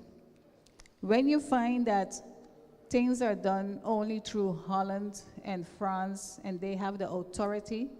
The Caribbean region is left behind as a sort of partnership when doing business that can attract those other type of tourism as well, because they take ownership. You find that Holland and France, they take ownership of the fact that everything have to go through them. So products and everything will get first priority as well. So the Caribbean region, now we are trying to do partnership directly with them in order to expand that tourism from the Caribbean influx into the country as well. And I think only of late they stopped, well, the French side stopped imposing that you only buy French normed products as well. So if you were having a telephone line in your house, the telephone device, the physical telephone had to subscribe to French norm. We live on St. Martin where across the border you can go and buy anything, right? So you were limited and restricted not only from a commercial perspective, but also from a tourist perspective, even in your own country, right? Because you can't have certain devices because it does not conform to French norms. Simple things that you're using. So what that did then was forced you to maybe not be able to afford certain conveniences, certain things, maybe not be able to live again according to your cultural norms, right? Because it's, again, across the border, across the water, because you had to conform to whatever it is according to the French norms. Can you clarify one thing for me? So you said that if certain products doesn't come with the French norms, let's say I'm moving from the French side to the Dutch own side. So if I buy some products at the Dutch side, which is going to the norms of the Dutch government, coming back to the French side, but it doesn't apply to the French government, these products are not legal there, or? If I am building my house, yes, on the French side, and I have a company that makes cement, but my company is on the Dutch side, yes, and I take cement from the Dutch side and carry it to the French side, I am banned. I cannot use that cement because that cement is not according to the French norm. For me to use it, it has to be tested by a French company. Or a French company needs to own that cement for me to use it on the French side. It has to conform to the French norm. If there's a bid on the French side, and I am selling tires throughout the whole island, or the region, I'm selling tires in the whole Caribbean, and they need tires for all the vehicles, but those tires are not from France, not from Guadeloupe, and they don't conform to the French norm. They would take a company from in France and bring the tires, and not from St. Martin. That's facts. Yeah, that's awful, no? That's awful, the facts. No. And thank you. Thank you very much. Thank you for your answers. Okay, next. Hi, my name is Aygün Ibragimova. I am from newspaper Respublika. You are welcome to Azerbaijan. I have two questions. My first question is to Mr. Abbas Abbasov. What further measures should be taken to expose France's colonial policy? Sorry, what is the next action? Yes, of course. We are going to create our new action plan for 2025, and we are not focused just on French colonialism. We are supporting all colonized regions which is suffering from the colonialism and neocolonialism. As you know, we are working with African countries, with Pacific region, with Atlantic Ocean regions, and we are not focused on French colonies. But we will support our colleagues from the New Caledonia, French Polynesia, from French overseas territories and also Mayotte. So we go ahead on this way. Thank you. And my second question, what legal measures the NGOs of St. Martin planning against colonialism? Yeah, can you repeat your question? What legal measures the NGOs of St. Martin planning against fight colonialism?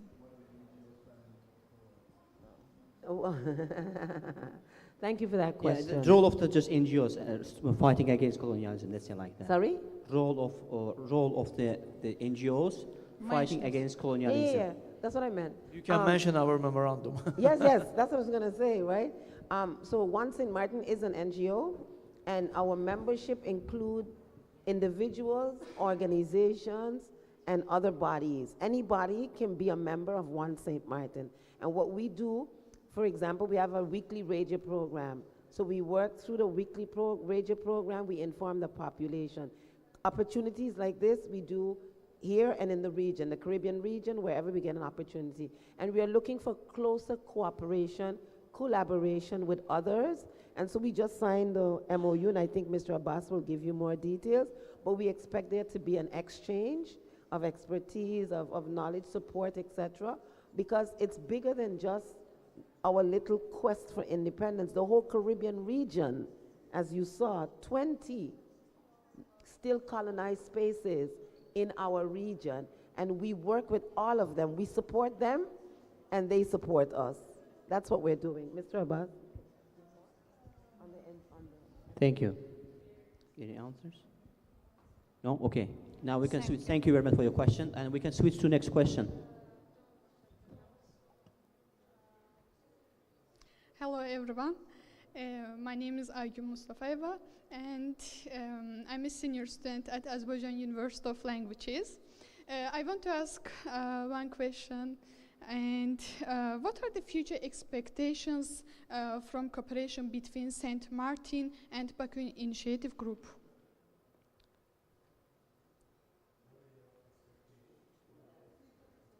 Yeah, expectations and the cooperation and everything, this kind. Well, we know now that we have a friend in Baku. It's called BIG, but the Baku Initiative Group. We know we have a friend. And so when we meet with our friends, we ask for support.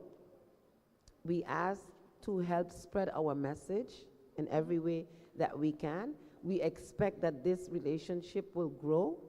We expect, like I said, some of the exchanges to take place.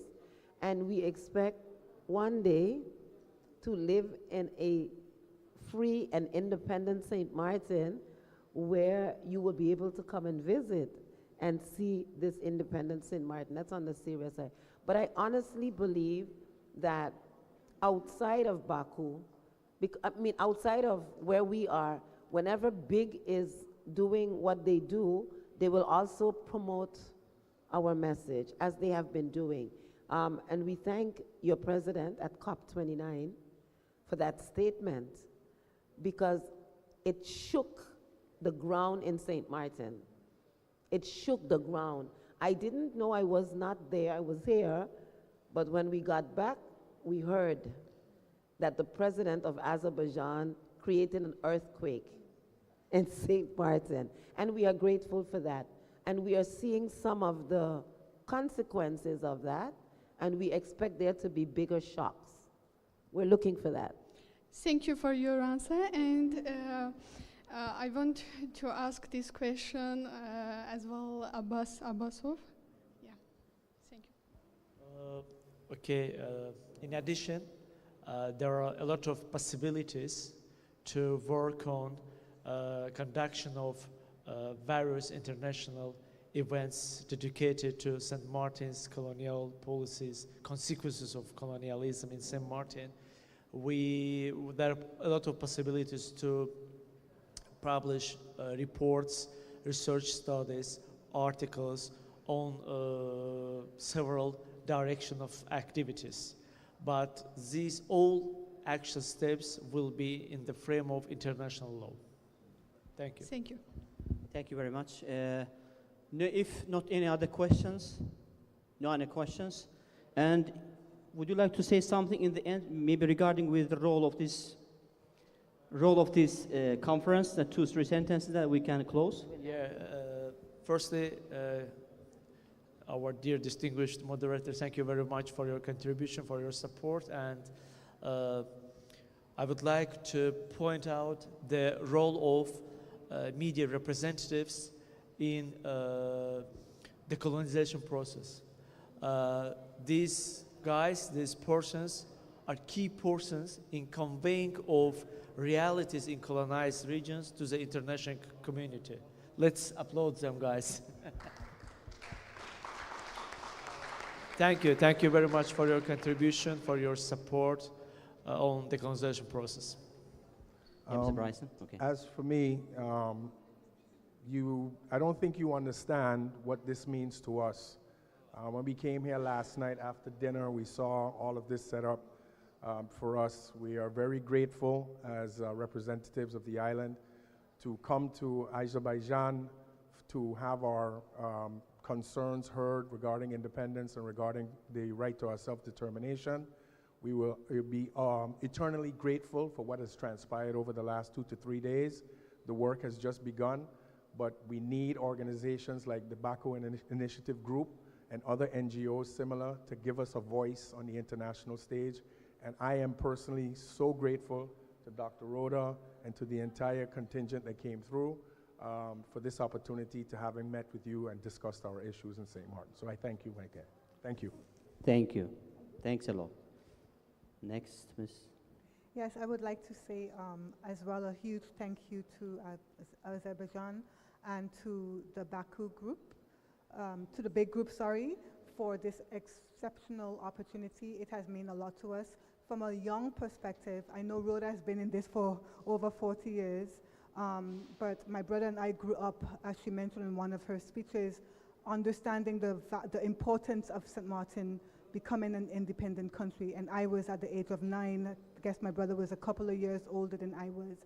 So being able to be here on this international platform to realize that dream of our mother, our deceased mother, is an exceptional position for me. It is a life, changing experience. I would like to give thanks to Azerbaijan for this opportunity, to Dr. Rhoda Arundel as well, and again to the big initiative for allowing us to take this first step on the international platform to get closer to our objective. So thank you guys very much.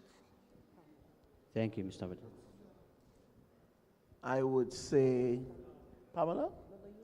I would say thank you, Azerbaijan. Thank you to the people of Azerbaijan.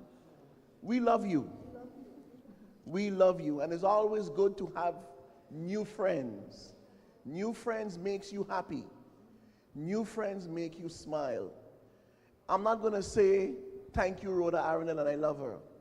Rhoda is the star.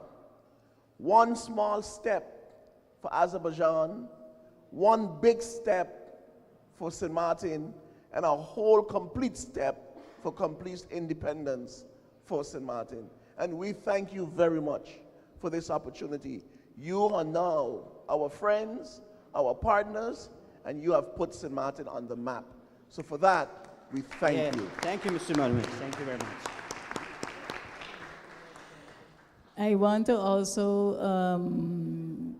express my gratitude to not only the government of Azerbaijan, but also to Bich, to Mr. Abos, and to our lovely Elgun.